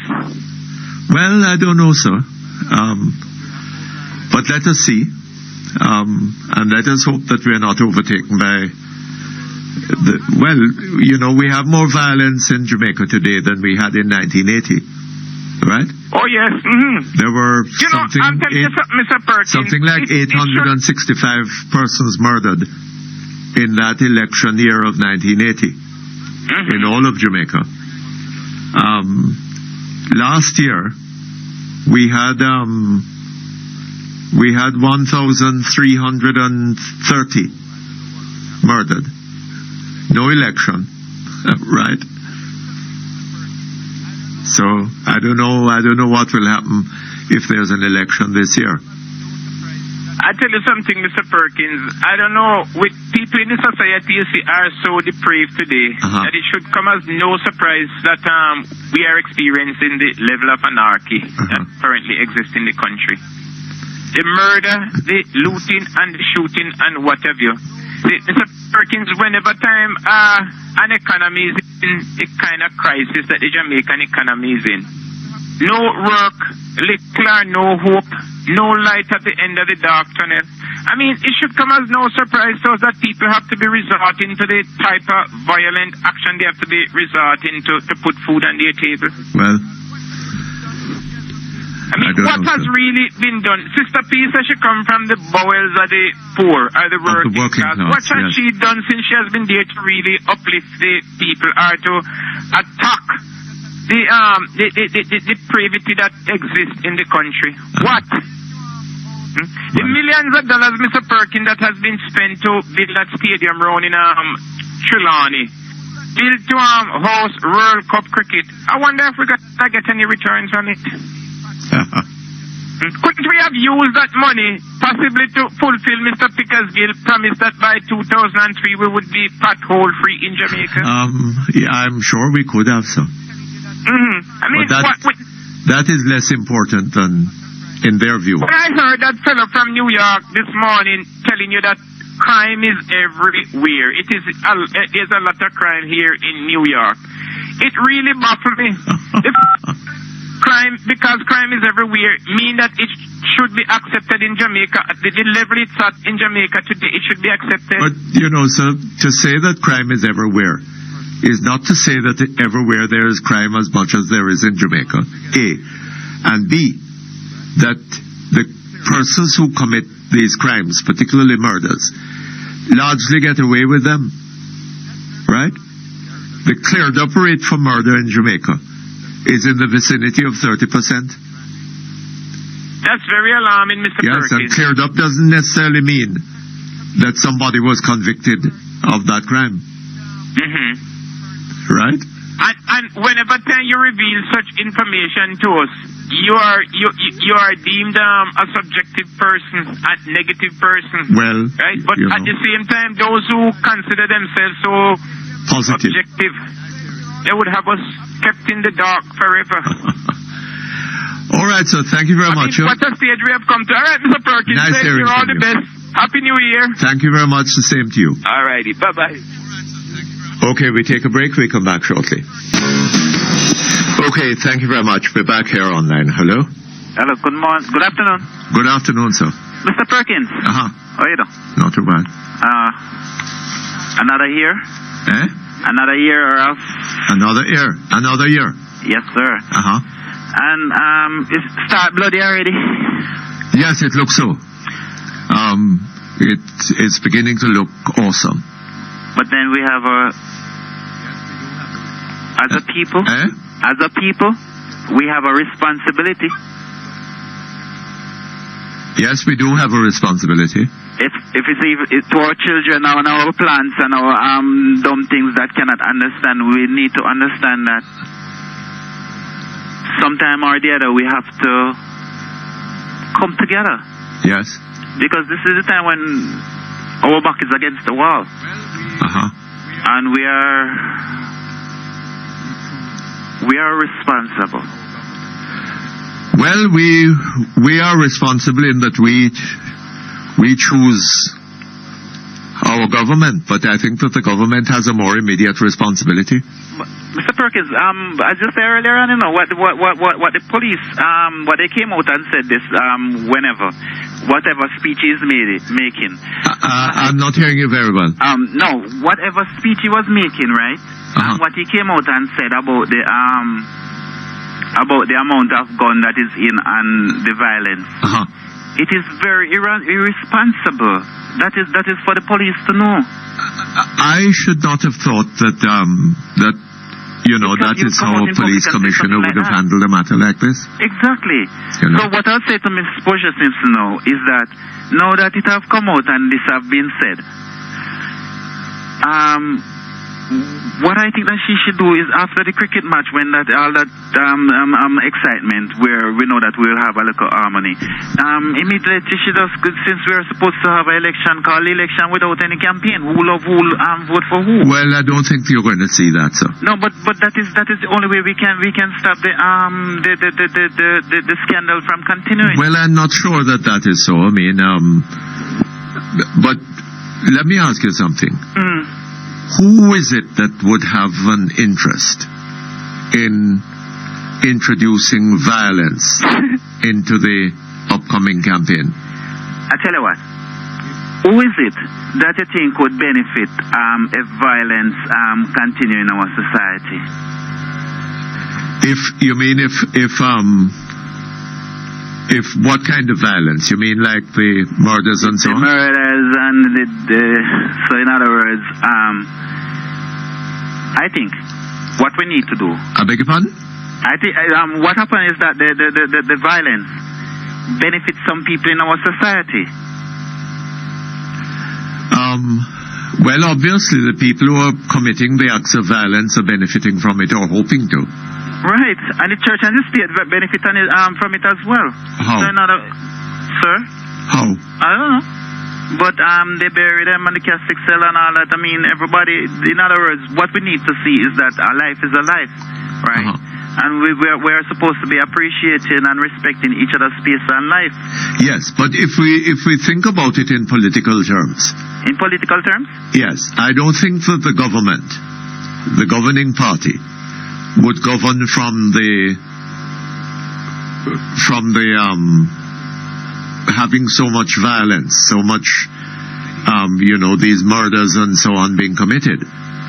But that has been going on over many years, right? That in 1980 we had 865, I believe, persons murdered in Jamaica, and somewhere there. But Mr. Perkins, hold on. What happened, sir, is that when we are comparing one here murder with, we're not supposed to have nobody dead because me not love for dead during the violence and you wouldn't love for dead. You know what? The other one we never want him for dead. So one is one too much. So when you compare that is quite true, but it is unfair. That's not what I'm talking about now. I'm saying that there was a record number of persons murdered in Jamaica in the election year 1980.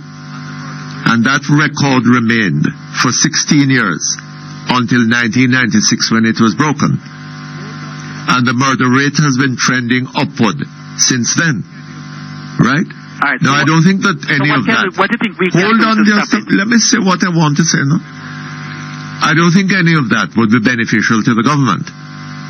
But on the other hand, if there were to be specifically political violence, and, it would depend. The effect of that, the political effect of that, would depend on which side the people of Jamaica could be persuaded was responsible for these acts of political violence that they're talking about now. Am I right? Well, in a sense, it is right. But remember, the people and the government is not separated, and the people is the one who is supposed to be directing the government in the way of all the way around things supposed to be happening. It is not happening that way. Take for instance the pension people. You can't go into the pension fund and take out the money where the people are supposed to get, and you're not giving them nothing because $700 a week is impossible to pay rent, buy light and food and everything. Right? Yes, sir, but it is arguable. But they want to take it hold on a minute.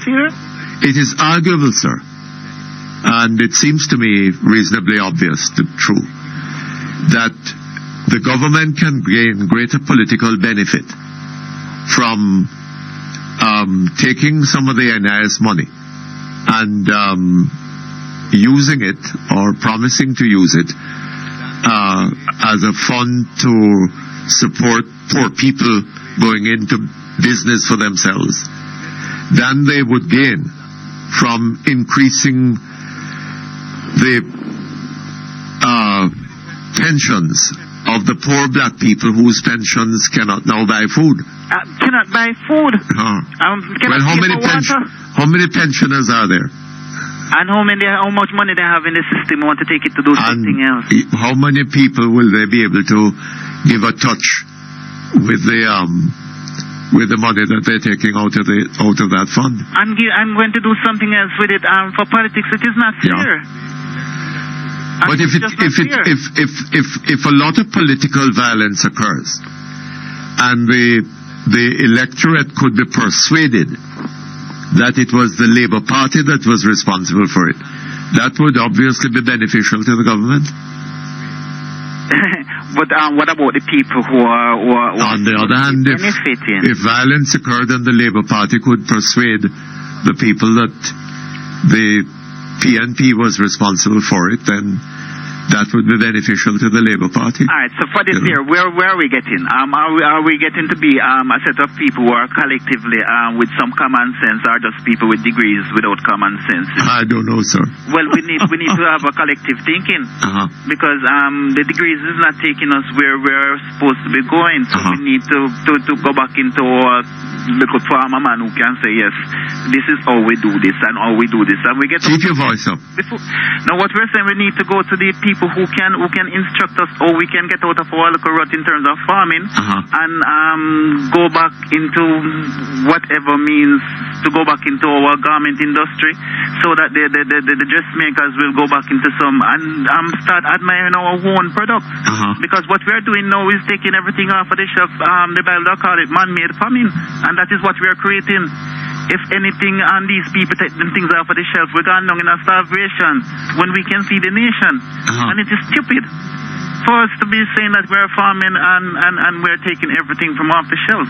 When we're not. We have flour cane, we have yam, we have banana, we have we're buying corn from the States when for animal, when we should be giving them corn, because any part in Jamaica we grow corn. Yes. Right? And it is unfair for we to taking the children bread and giving it to the dogs. And that's what we're doing.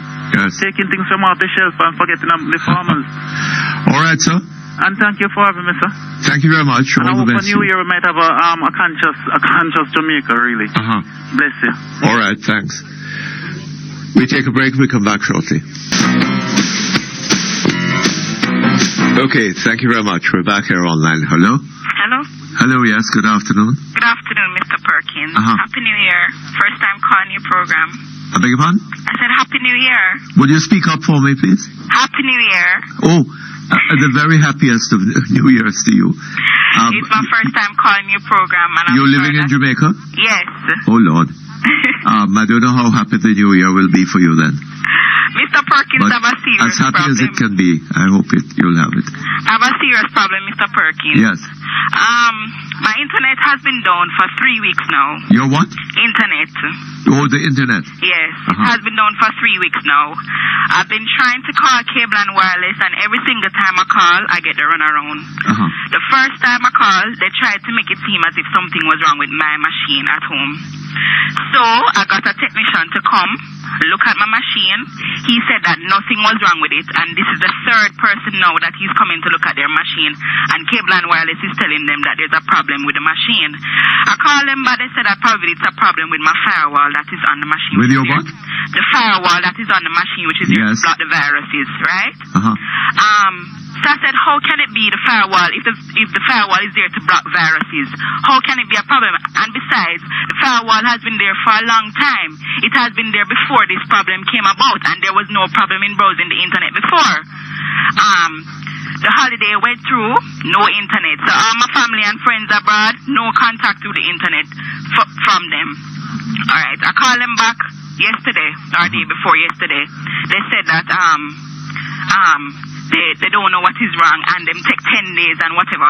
Bear in mind, Mr. Perkins, I went through the holiday without my internet, and I'm paying for this service, I'm paying for it. 2 weeks now, don't have it. 3 weeks, the third week now, them going to tell me, say, them refuse, them tell me, say, 10 days, so, and the holiday is not counted, so I can't count those days, so I just have to wait. They're telling you now what?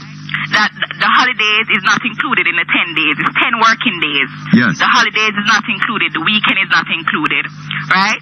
So I said to them, listen, this problem is getting from bad to worse. I cannot stay here without my internet because Ono just don't want to come look at it. It's a simple thing. Just come and look at it. Them say, all right. The guy say, I must tell him that I must basically come off the phone because there's nothing that they can do. I said, listen, I'm not coming off the phone. I need to speak to a supervisor. Anyways, him put me power till afterwards him come on and tell me say something is wrong with my password. It was made inactive. Mr. Perkins, after I've been waiting for so long, them going to tell me say I need to wait 2 more days. 2 more days in order to get back my internet.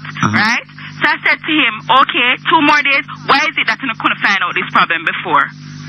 And bear in mind, all this time, Mr. Perkins, nobody don't call to say nothing, Nobody don't call to say, Mom, so-and-so is going on with the internet. Mom, whatever. And this is the service that them keep on calling people and telling people they must switch from Digicel and come back to them.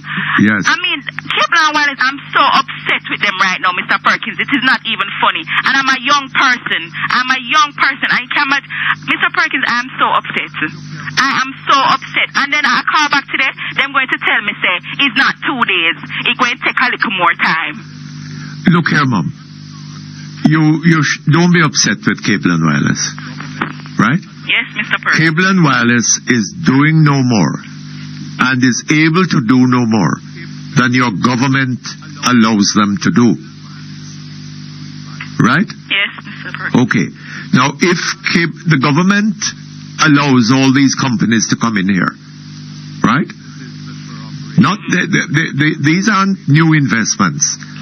They were taking over businesses that were operating in Jamaica, have been operating for years, right?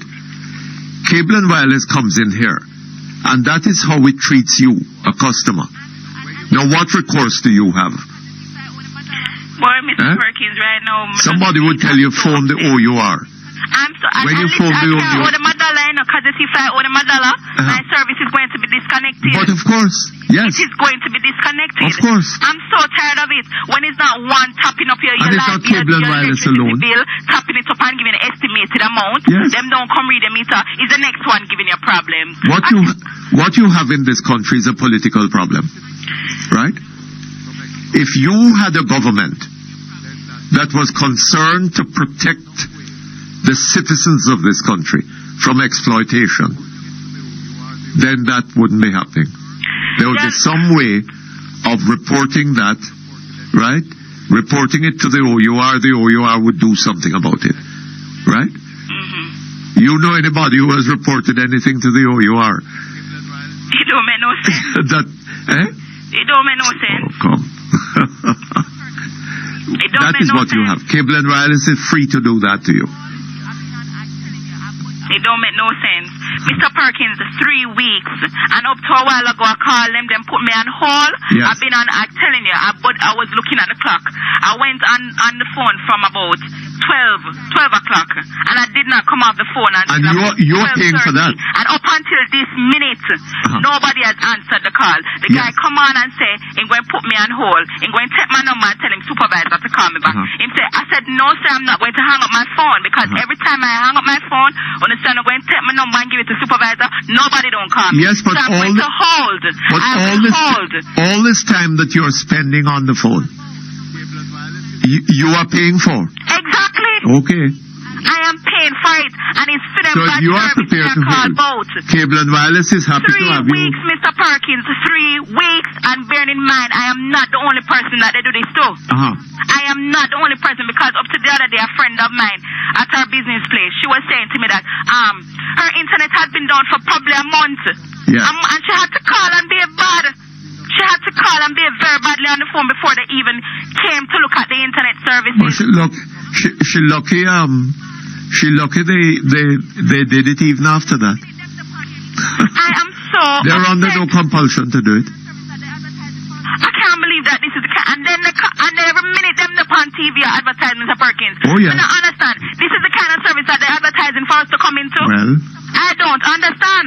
I just can't seem to understand. And then now when them lose them customers, them wonder why. They want Mr. Perkins, me just a pray for flow come around me. But the other thing is, Mom, that we tend to talk too much in this country and to call on the telephone and all this kind of thing. What you should have done is written to them, and you would asked Mr. Perkins. You would have had a record of this. I said to them, Mr. Perkins, I see when a general manager come on TV, can I have the number so that I can call him? That's what I said to them, Nobody's going to give you that number, because I don't want the general manager to know what is going on. So I said, okay, since that is how it's going to be, I'm going to call Mr. Perkins. I'm going to put it on the air, because I want people to hear how the baby. I said, if you don't have people down there who don't know anything about the technical support, only get them out and get people who know about the technical support, because it makes no sense. Why should people they don't know anything. Why should they? It makes no sense. Well, are they losing anything from what has happened to you? Mr. Perkins. They're not losing anything, Mom. Trust me. I'm telling Mr. Perkins that I lose all faith in this country. I'm telling you, I just lose every single faith. Everything on my about this country, I just lose it. I'm losing it. I'm just losing it. The other day, my light bill come, it reached $4,000. Me no come up, me no there my yard, Mr. Perkins. Yes. I am not at home. I am not at home. Oh, my light bill reached $4,000, I don't know. Well. I'm live by myself. Yes. So I don't understand. The only thing I probably do, watch TV, the fridge plug in, and when I come home, I turn on my computer and check my mail. You understand? Yes. It's not like it's a whole heap of things me have here, plug in. How it reached that amount of money, I don't know. I really can't tell you. And I expect a bigger bill January because I'm going to assume that I have Christmas lights. They're going to assume that I have Christmas lights, estimate my bill, and send it, come give me some of this Christmas lights. You understand? Yes. Mr. Perkins, I'm just really tired. I'm honestly tired. I'm so fed up. Yes, I'm tired of it. You're not being afforded any protection by the government of Jamaica. I am so tired of it. Trust me. My internet has been down for so long. So long. Anyways, Mr. You know who your Minister of Energy is? Thanks a lot, Mr. Perkins, for your time. Okay, thank you very much. All right, enjoy the rest of it. Hello? Hello? Brother P. Aye. Greetings and peace profound to you. Positive vibrations, positive solutions. Boy, you know, so I listen out here in Radio Land the other day when me touch base with you. Speak up a bit for me, no? You hearing me now? Yes. Yeah, man. Some listeners out here in Radio Land. The other day when I touch base with you, them I say, boy. Say that what? Them I say, boy, me tell us anything that will lead us or cause us to be in tune. We believe it is best for the country. But one of them get upset and say, not because of what I said, but he said because of something I failed to say. But what? He said I forget to say. You're dropping your voice. Oh, sorry about that. You Yes. heard me? He said I should have tell her that when we say anything, it excludes nothing. So now that I reach, I have to correct it. Yes, indeed. Indeed. You know something as I hear the woman that talk about the pepper light business, you know. I was surprised in my community here. Is only a few people compared to the years gone by I used to put up pepper light. Yes. And when I asked a few people, them say, boy, them now on JPS we collect it. Yes. So that's why them have to correct it. Yes. But to how she put it now is as if JPS are going to assume say you did put up pepper light. So now that the bill reached them, might as well collect it. Well, I don't know. You know, so what people want to do, you see? Yes. It is possible to have, the government of Jamaica should insist on the public service company providing meters. Yes. Digital meters that anybody can read. Right? In that event, people would be able to keep track, easily able to keep track of their meter readings. Yes. Right? Yes. What is happening is that the public service company these days can tell you anything. Right? And charge you anything and make any amount of money out of you. Yes, that's true. And we have no protection from the government of Jamaica. Right? No protection whatever. And they bring all these foreign companies in here to sort of do as they like with the people of Jamaica. Yes. Right? We don't have no rights. Tell you.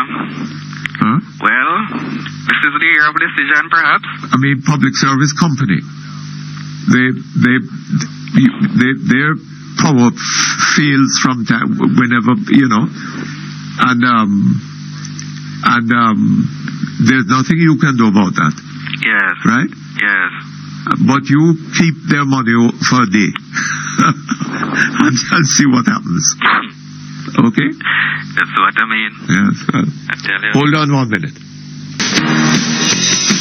Okay, thank you very much. We're back here online. Hello? Yes, Brother P. Yes, hi. As I talk about JPS. About what? As I talk about JPS. JPS is light and water is life. I just got a call from a very upset listener in Treasure Beach. Yes. So from 10 o'clock, the light has gone over Treasure Beach. Oh, is that so? Yeah, man, right? And now, boy, I'm have to go see if him get him uniform iron elsewhere. And from Christmas, no water. No water. JPS is light and water is life. Yes, indeed. I think we would have taken life. Oh, boy. But we have to make a ball out, see if Water Commission can... Well, I tell you something, you know, as long as people are prepared to put up with these things, they will happen. Yes, yes. Right? Yes. Why should the Water Commission or the Jamaica Public Service Company care more about people than they care about themselves? Yes. Okay? But you know, Mutty, when I think about the road, the water, and the electricity... Yes. In a place like Treasure Beach... Yeah. It is often... It's not just Treasure Beach, it's all over the country. I know. Right? It is often... And people are paying taxes, and if you don't pay your taxes, they will do this, that, the other to you. Yes. Right? Yes. And they take your taxes and what you're getting for it. Yes. Right? You pay the light bills as they come. Yes. Right? You don't dare hold them. And, I mean, if you wanted to go to court about it, it would take you years. Yes. Right? Yes. And they would cut off your light all that time. Yes. The government of Jamaica is not... What is the government of Jamaica there to do? Huh? Its first job is the protection of the rights of the Jamaican people. That's right. That is what it is there for. I hear a lot primary objective. Yes. Right? Its purpose. I hear a lot of people telling you that to have a happy new year. Huh. Do you see, Mutty, any signal based upon what has happened last year that there's anything to change the person? When you look at what has happened last year and the year before and the year before. Yes. And when you look at some of the things that are happening right now as we speak. Yes. Right? Yes. The year is what? 3 days? Not yet 3 days old. That's right. How many persons have been slaughtered? Boy. Eh? I hear it already reached the teens. There's a perception, Mutty. There's a perception that if you don't have money, you can't get justice. If you don't have money, your needs in terms of the healthcare system. It's open to question whether you get it even if you have money. Well, do you see any indication, Mutty, that this will change? That what? That this will change anytime soon? Well, no, I don't see anything to indicate it right now. This is the year of decision, perhaps. Yes. Is it likely that we will see the majority of people going out and really exercising their rights and powers of citizenship in a serious way? Well, we're hearing that it is going to be a violent election. Oh? And a lot of blood is going to flow. Yes. But violent and bloody election. But we don't see any need for that. Huh? We don't see any need for that. You don't see any need for it? Yes. From? Huh? Who need where? Need for that sort of situation in the election. Why not? We have a democratic system, don't we? Yes, we have a democratic system, but there is advantage to be if I can do something and blame it on you. Yes. Then that might turn people against you and cause them not to vote for you and to vote for me instead. Oh. Qui bano. Eh? Qui bano. Precisely. Mutty, some time ago I heard you saying that since Sister P became Prime Minister, there was a lull, a reduction in the crime. Well, it was said that there was a lull in the crime. Yes. Right? Yes. And a possible explanation for it, assuming that it was true. Yes. Was Sister P's ascension to the prime ministership. Yes. Right? Because if you look back over, they publish annually, the government publishes a social and economic survey.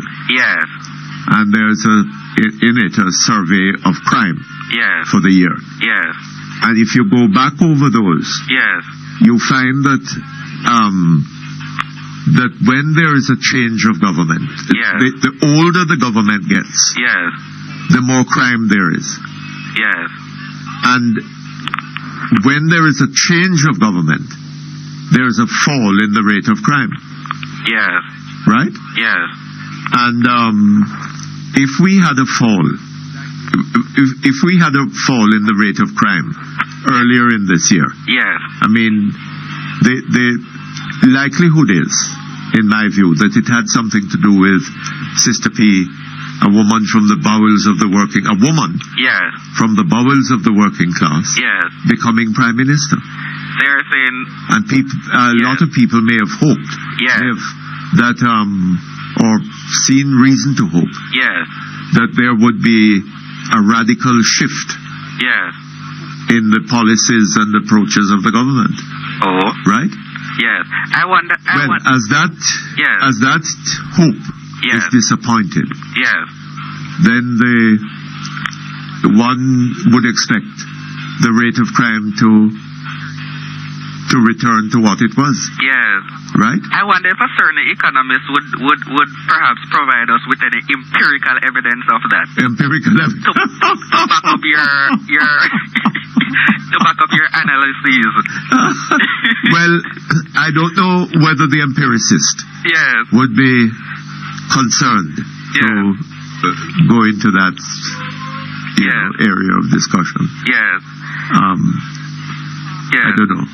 You notice, Mutty, coming up to the latter part, well, all of last year, but up to the latter part, the farmers have suffered badly at the hands of the 2-foot pussies out there. Yes. I gather that over in the parish of Manchester. That what? Over in the parish of Manchester. There was quite a bit of house breaking and other such activities taking place during the Christmas season. Is that so? Yes. I gather that a certain sister of a certain prominent religious person in Mandeville had her, is it a SUV, taken from her at gunpoint. Is that so? Yes. I gather that these 2-foot pussies were creating havoc. Many unreported. Yes. Yes. Well, that is one of the things that seems to be happening about crime also. Yes. That there seems to be some amount of underreporting. Yes. Of criminal activity. Yes. You know? Yes. I don't know. Yes. You know, Mutty, I heard a gentleman earlier this morning talking to you, and he touched on a very important issue, you know. He was telling me about the economic situation, and he spoke about the young girls, you know, getting pregnant. Yes. You know, because they become vulnerable. Yes. Because of need. Because of needs. Needs and wants, you know? Yes, yes. Yes, and he said, boy, some of the man them just left them just like that. But you know, Mutty, there's another serious situation happening out here, which it is quite clear to me, Mutty, that many persons are unclear as to the clear and present danger of this issue. It's a 4-letter word, AIDS. Yes. Mutty, I managed to gather some details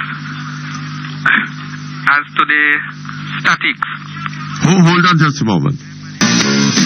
Okay, thank you very much. We're back here online. Hello? Yes, Brother Mutty. Yes. The matter of HIV. Up with your voice. Yes, yes.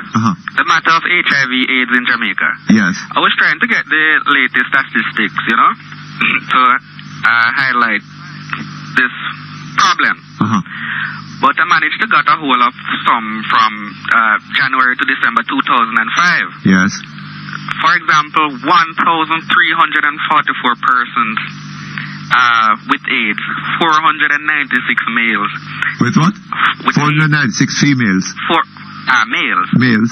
And 696 males. That's 1,344 persons. Yes. 696 males. 648 females were reported between January to December. Compared to 1,112 in 2004.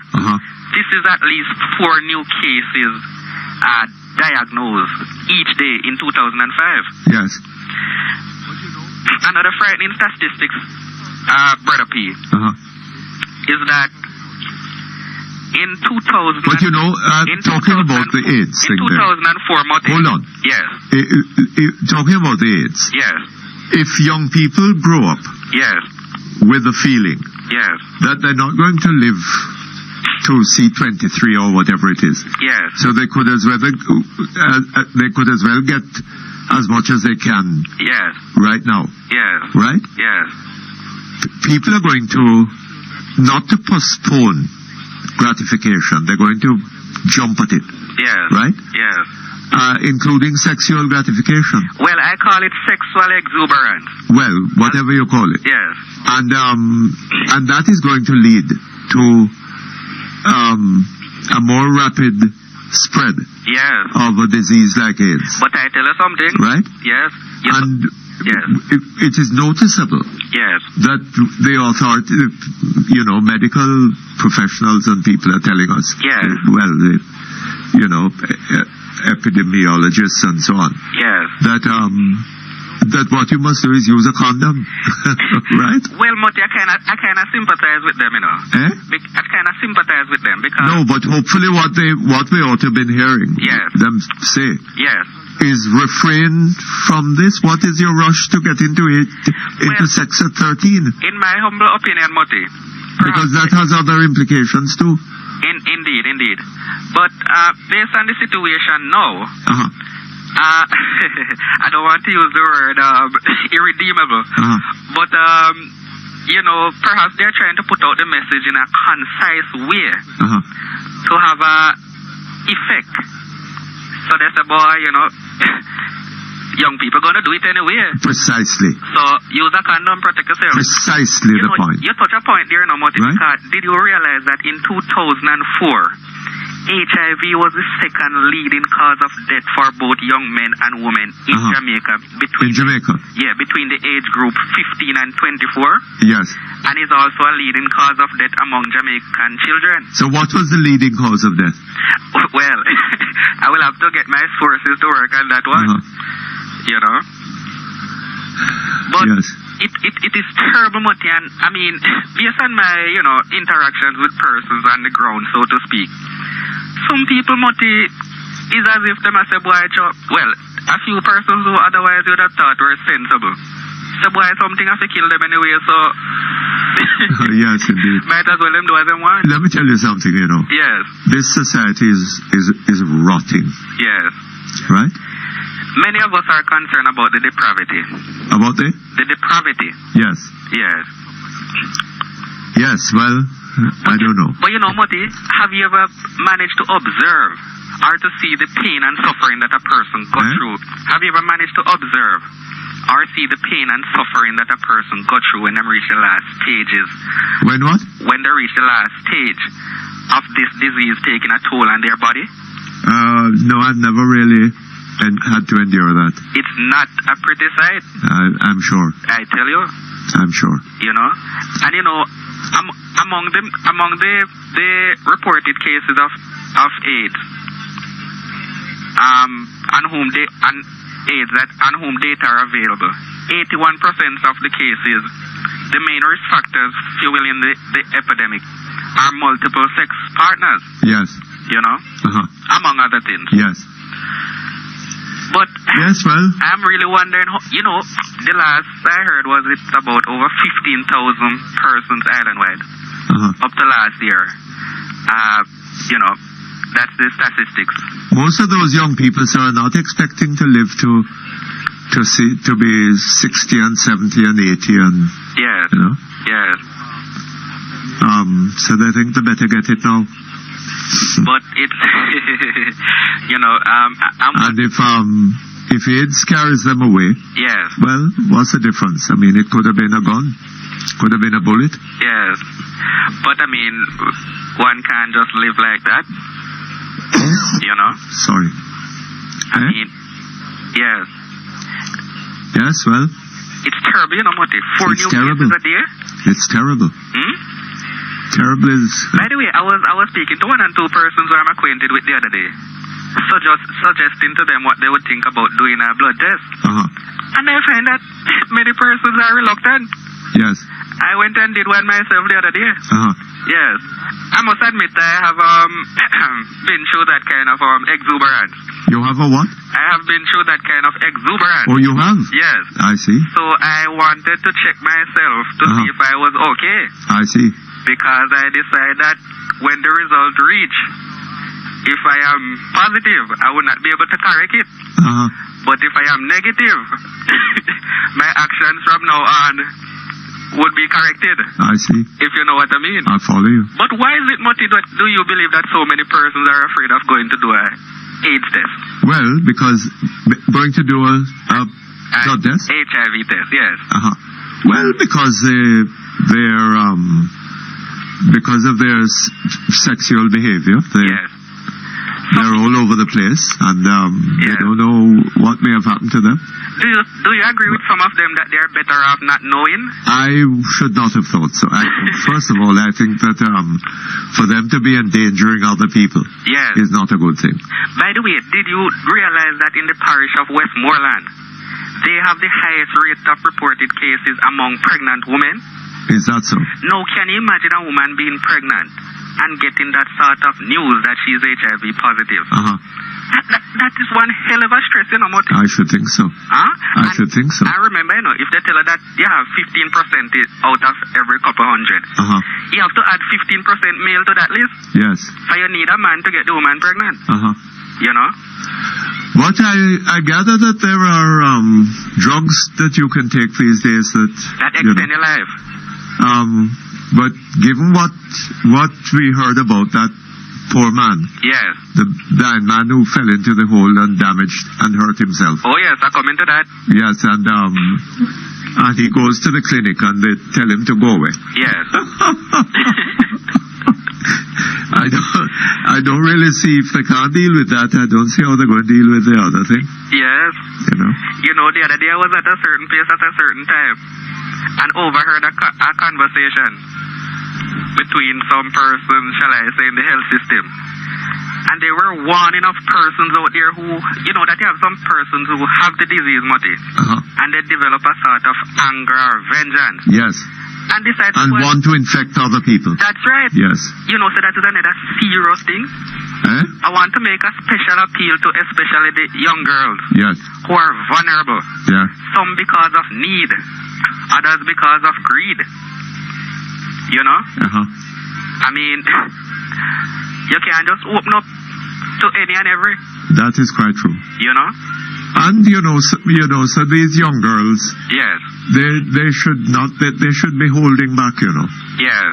They shouldn't be involving themselves in this and making themselves available just for the gratification of men. Boy, Mutty, if I ever give a certain other information on this thing and some of the things that are taking place on the ground, you would be amazed. Yes. But a word to the wise is sufficient. All right, sir. Thank you very much. We'll speak again. All the best to you. Respect. Okay, hello? Hello? Hello? Let's go somewhere else. Hello? Hello, yes. Hello, good afternoon, Mr. Good afternoon, sir. Okay, first time on the program. Well, I'm very happy to have you. Happy New Year to you, too. Thank you very much. Same to you. I have a little thing for you to help me sort out, Mr. Perkins. I hear you all the while on the radio, and I hear other people being into it, but I think my time come now, too. Would you speak up, though? Yeah. I said I hear other people been through it, so I think my time come now. Yes. I live in Linstead. Right. I work in Papine. Yes. Right. So you do a lot of traveling every day? Yeah, I travel every day. I have to leave out like 4:30 in the morning. Oh, Lord. Yeah, to reach work through the traffic. You know what it is like up that side. All right, Mr. Perkins. I was at work the 29th, that Friday. Right. And about 11:30, I get a phone call from the house. That's my mother is there. I have tenant on the next house there. My girlfriend is at home. Said that police is at the house. At your house? Yeah, at my house. So I said, what they doing? She said to me that they need to search. They what? So they need to search the house. So I said to her, same time, did they show any search warrant? She said they're right in front of her. They're on the veranda. Same time when I said that, I hear the phone cut off. I was trying to get back to her. I couldn't get back to her. I was wondering what's happening. I called the next door neighbor and asked her what's happening. She said the police is at the house. So I said, what's happening? Hold on just a moment for me. Okay, thank you very much. We're back here online. Hello? Hello? Hello? Yes, good afternoon, sir. Good afternoon. I was saying no. When she called me, when the phone cut off and I called the tenant next door and I asked her what's going on. She told me that she don't know. She only see a lot of police in the yard and they're coming into the house. Yes. So I turned to her and let me ask you something. Whose house is it? This is mine. Your house? Yeah. Right. It's 2 houses, 1 rent out and I live in one. But the 2 of them is in the same premises. Yes. Okay. I asked her what's happening. She turned to me and said on the phone she don't know. And she cannot speak to me because they say she mustn't speak on phone. They say what? The police, they say she must not speak on phone. She must not use no phone around them. So that line cut off again too. So I'm not hearing nothing at my house. So I call a next person further down from my house. I asked what's happening. They say they only see a whole heap of police running up to my house and stuff. They don't know what's happening. Anyhow, I'm trying to get to the police. I call the Linseed police station and explain myself, let them know that my name and whatsoever, and I hear that police is at my house. So what's the procedure? They said they don't know. They hung up. I said, okay. I leave from Papine all the way to Linstead. And when I reach up there, when I reach up by my house, they said the police, they leave about 10 minutes ago. I saw my mother crying. I saw my girlfriend crying. I saw the house ramsack up. I said, what's the procedure? My girlfriend told me that the police, they come and they say they need a search and they step in. I said, do they show you search warrant? She said, no, they don't show no warrant. I said, there's no copy of no warrant? She said, no. The tenant next door told me that they searched her house too. No warrant, no copy of nothing. They just step in and search. Okay, they take away my girlfriend's phone. I'm telling you this from the 29. They take away our phone from her and said she must not speak on the phone. The tenant said she turned to one of the officers and said she need to call the one of the premises because she don't know what's happening. So she going to borrow somebody's phone and call the one of the... She was asking one of the police lady first if can she lend her the phone to make she make the call. They said no. They must not call me. Anyhow, I leave from the house and I go by the station. And when I go by the station, I ask for the inspector. The lady at the front desk show me him outside to see him there outside. I go to him, I explain my name to him and tell him I'm the owner of the premises what was being searched a couple of minutes ago and whatsoever. I would like to know what the procedure and whatsoever.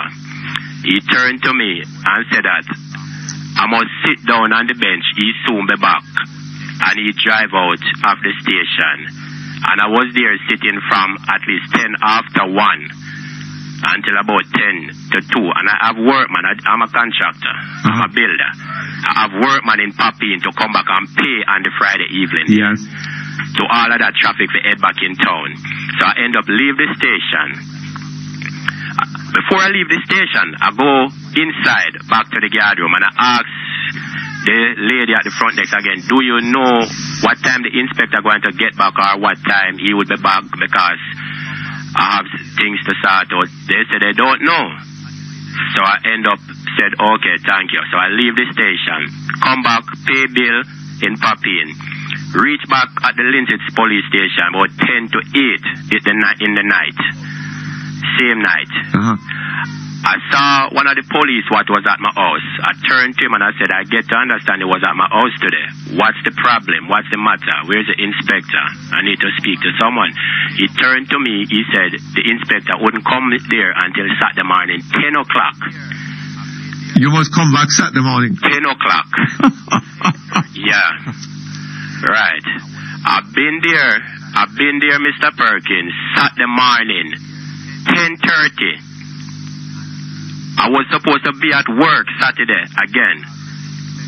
I've been there 10:30 Saturday morning, and I go inside and I asked, is the inspector around?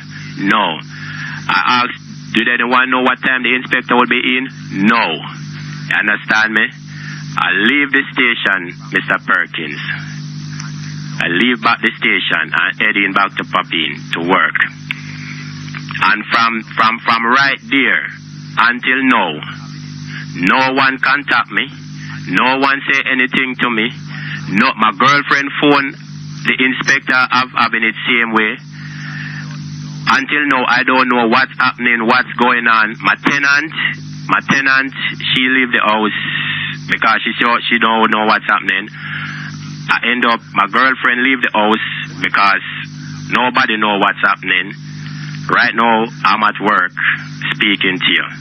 You understand me? I don't know what's happening. I go downtown, I go down by the complaint, and I let them know what's happening and what's taking place. And this is not the first time, Mr. Perkins. You understand me? Yeah, this is not the first time. No, my mother is a church lady. You understand me? And, you know, one of the police, half of my mother, tell my mother to go put on her clothes, my carry her, and my girlfriend go lock her up. My mother turned to this officer and said, she told me that she said to the officer that, but you don't find anything in here, and you don't have anything, I don't do anything for you to shut up your mouth before my box in your mouth. No, my mother is well a 50-year-old. She's sickly, she have pressure, she have sugar, Mr. Perkins. You understand me? My mother, I don't know her father. I don't know her father. It's only my mother me know. Me don't know no father. You understand me, Mr. Perkins? This is me take care of. My mother don't work. My mother have to go to the clinic twice a week. You understand me? When I go up there, my mother shaking like a leaf, Mr. Perkins. You understand me? You don't find anything at the house. You understand me? You search the premises. You're damn lucky they didn't find anything at the house. Exactly. Exactly. You're right.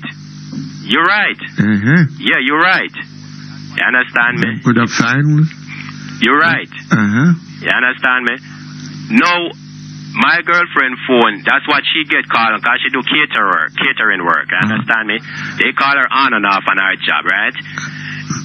They take her phone. You understand me?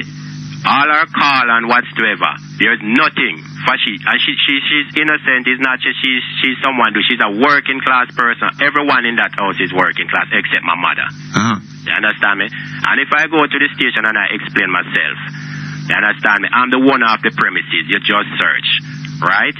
And I have 2 phones with me. What I use to business. If you want phone, take my 2. You take it. So your girlfriend hasn't got back her phone yet? No, until today. Until today. And I don't know what's happening until today. No one saying nothing unto me. I don't know nothing. And you talk about search warrant. You're asking if they had search warrant. Yeah. They don't need search warrant, you know, to have it there. Once upon a time, a search warrant had to be obtained from a justice of the peace. Yeah. Right? Now it is obtained from the superintendent of police. So them can go search first and get the search warrant after. Right?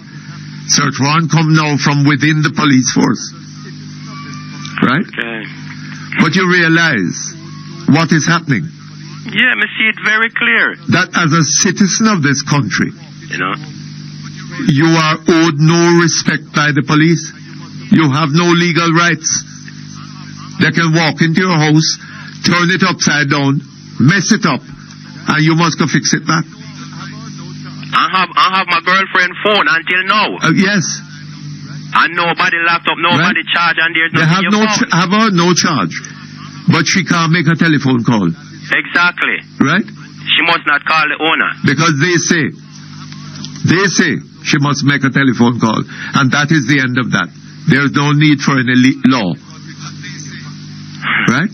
And she has no rights. That is what is happening in your country. But right? Mr. Perkins, trust me. No, you must make your mind up whether you're going to tolerate that or not. No, right? but Mr. Perkins, you know. But may I also suggest to you that you talk to a lawyer about this? Yeah, I already speak to a lawyer. I already speak to a lawyer from yesterday and stuff, you know, but I said, you know, I have to let you know what's happening. You understand me? Because this is not the first time, Mr. Perkins. Yes. From 2001, police been coming at my home.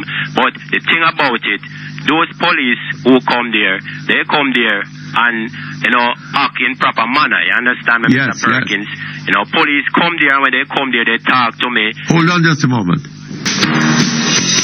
Okay, thank you very much. Yes, Mr. Perkins. Tell me something. Yeah. You say the police have been to your house over and over. Right. Why? I don't know, Mr. Perkins. You understand me? They've from 91. They've been doing this. From 2001, I should say. And about how many times have they come to your house? They come to my house at least about 8 times now. And they search it every time? No, it's not every time they come, they search it. Then when they come, what do they do? I'm going to give you a joke, Mr. Perkins. I'm going to tell you something. In 2003, police come at my house, and my mother called me and told me that police is at the house. Said they were asking for me. I said, tell them I wasn't working far. I was working in Linstead area. So I tell them, don't leave, I'm coming. When I drive and I reach Pathway heading up there, I saw the police them walking down from my house. So I stop and I come out. So I said, good day. I'm the one of the premises where I'm coming from. I'm so and so. So what's the problem? One of I'm telling you, these are narcotics police from Kingston. Driving a green van. I even know the sergeant name, but I won't disclose it. Yes. When I come out, he turned to me, he said, you are so and so. I said, yes, I am. He looked behind him, and some rest of police and 2 Linstead police was there. 2 what? 2 Linstead police was there with him. He looked behind him and the 2 of them and said, is this man who don't make me come up here for? I know this a man I want. But you know easy. See him, so the sergeant look at them and tell him, the man look at me and turn on back to me and say, who up here don't like you? Listen, who up here don't like you? Yeah, he said, who up here don't like you? Him say, listen, man, go on back on your work. Go on back on your work, man. Man, go on back on your work. That man was cussing, that sergeant was cussing going down the road, and I said, I tell me, I want to make a police come up here, come do. Come run up in a down, run down in a bush, for come look for the man who want to make me look for. No look for the man. I know them a man I want. I'm always standing looking at the man, and the man say, I hear me, sorry. Go on back on your work. But them, him never going to my house. You know, but at least you could see the impression, say, well, something was wrong there. Yes. You understand me? And next time again, an inspector from Linstead, you're going to laugh about this one. An inspector from Linstead was there. I work in town the week. I was supposed to come up there Friday evening. I never end up come up the Friday evening till the Saturday morning. The Saturday morning I have a police friend work at Senior Crime, Constant Spring, Era 5. Yes. Right. So he called me and asked me if I'm in town. So I said yes. I never go home there Friday night. So he said, you can come pick me up. So I said yes, no problem. You can come pick you because I go straight up. I would drive through Sligoville. Because you know Sligoville in Europe. Yes. Right. Yes. So I said okay. When I pick him up, Mr. Perkins, heading on my way home, reach up in Sligoville, I get a phone call from the house.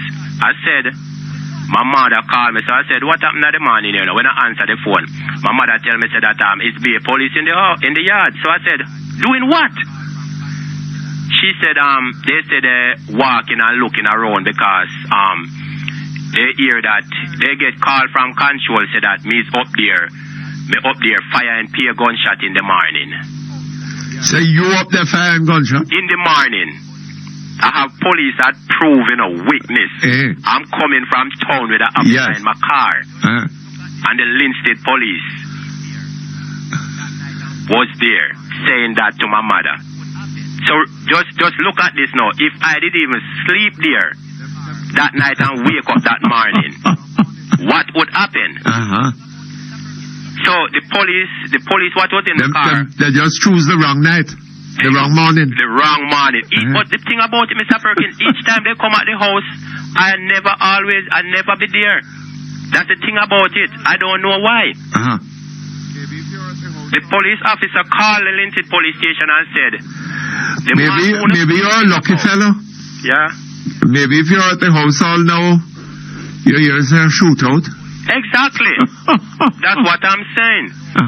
Yeah, that's what I'm saying, Mr. Perkins. No, these things, some of these police who come and go at the house so often, they know what's happening. You understand me? They know what's happening. You understand me? They know what's happening. You understand me? The only thing I think, wrong, the inspector what be at the station, it's a new inspector. You understand me? Those police should let that inspector know, say, look, this is something what happen regular, and they know there are inspector know what's happening, Police is there know what's happening, Mr. Perkins. You understand me? No joke about it. They know what's happening. They know what's the cause. They know what's taking place. You understand me? There's nothing high. What I don't understand is what is the point of all of this? That's what I'm saying to you, Mr. Perkins. You understand me? There is a lot. Two inspector what was at Linstead station experienced this, and they call me in office and they sit down with me and speak to me, and I speak to them about the matter, Mr. Perkins.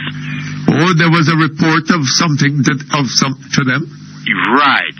Saying that what? You see, these reports, each time they get a report, it's a different report they get. They get reports of gun shooting. They get reports a gunman is there. They get report that drugs. Mr. Perkins, do you know that one of the time they come and take out my whole entire family, carry to the Linstead police station, and I asked, at the same time when they do that, I was working on a policeman's house in Linstead. And when I leave and I go by the station, I ask them, what's the matter? Why my family have to take out the house? You know what they turned to me and said? They said they hear that they load with drugs going to foreign, and they're going to carry them down by the hospital to flush them. So I turned to them and said to them, so what they going to fly on? Because they don't even have a passport, much less me. So what them are going to fly on? Do you believe that? But I don't understand that. How can they do that when there is no evidence of any tickets or any bookings on any airline? I am telling you, and I have proved to all of this, Mr. Perkins. I have proved to all of this. My mother, people around me, family around me, everyone. The reason why I never come public with these stuff from Allah, whenever time these things did take place, those inspector what was there, they call me in office, they explain whatsoever, they sit and we talk, and they turn to me and let me know that, look, you know that this is police work and we get info. But those police, at least, they never come and behave like how these set come and behave. These police come and half of my mother box, half of my girlfriend box, turn my place upside down for nothing. You don't find take out my girlfriend phone. Like say, well, it was a murder. They come for a murder and him is not there, so them turn the place upside down. They don't know that I have all of my rate sheet, Mr. Perkins. I'm doing construction work over 25 years straight. You understand me? I work various places, a lot of places. I used to be contractor with Matalan. I used to work with YP Seaton. I work with various companies. I do work for housing trust. I do various work, Mr. Perkins. Yes. You understand me? Now I do private job on my own. You understand me? So it's not say, well, it's somebody with them sit on a roadside a bun ganja, or somebody then sit on a roadside a beg or a terrorize people. You understand me? Yes. If you see my car full of tool. I have over 13 workmen working with me right now, Mr. Perkins. You understand me? So it's not like that someone, the police who at the Linstead station know, say, look, that guy's a builder, that guy's a contractor. You understand me? If you even hear something about him, you have to approach it different. You can't just go on like, well, he's nobody, you know, he's a hooligan or he's a robber. Even if he's a hooligan, you cannot approach him like that. But there's nobody who is nobody. Half more than half of my family. Because I don't know a father. Me cherish is me support my mother, Mr. Perkins. And my mother sick. And you go off a sick lady, you know, and I tell her you can't go lock her up for nothing now. Before she dropped down and dead. Before she dropped down and dead. And the police, what it is a young police too. Him not have no family. Them not have no heart. And so them decide, you know, and the thing about it, you know, you have good police in Linstead, you know. Yes. I'm telling you, Mr. Perkins. You have good police all over the island. All over the island. Because I say this to a lot of police who may even work for, inspector who may work for. And they must say to me, say, no man, that's how hard on this. Or them to take away your girlfriend phone and thing, you know, you can't go search, you know, find nothing or whatever. Kindly say, well, alright, you go to the station, I represent myself, I'm the owner or whatever. Take me inside and say something. Don't put me to sit down on bench, you soon come and you go on a road in an hour and a half. Yes. I'm a businessman, I have people working, waiting to collect their money. Yes, they lack if you don't go pay people, then they hear the people stop you, have no respect kill for me. people. That is the problem. Can't deal with people them type of way, Mr. Perkins, man. Yes, but, you know, say it's your government that determines that. If the government of Jamaica had respect for the people of Jamaica, then the police force, as an agency of the government, couldn't behave like that. There would be consequences, right? So no, you know. Anyway, keep in touch and let us know what happens. Yeah, keep in touch with you, Mr. Perkins, and nice speaking to you. And nice keep speaking up to your you. good work, you know. All the best to you. Yep. Do we have time for another? Okay, we're out of time.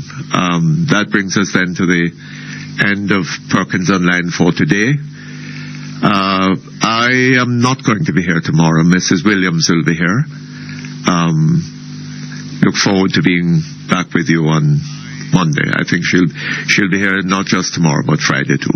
Okay? So I hope to be back with you on Monday. Until then, so long.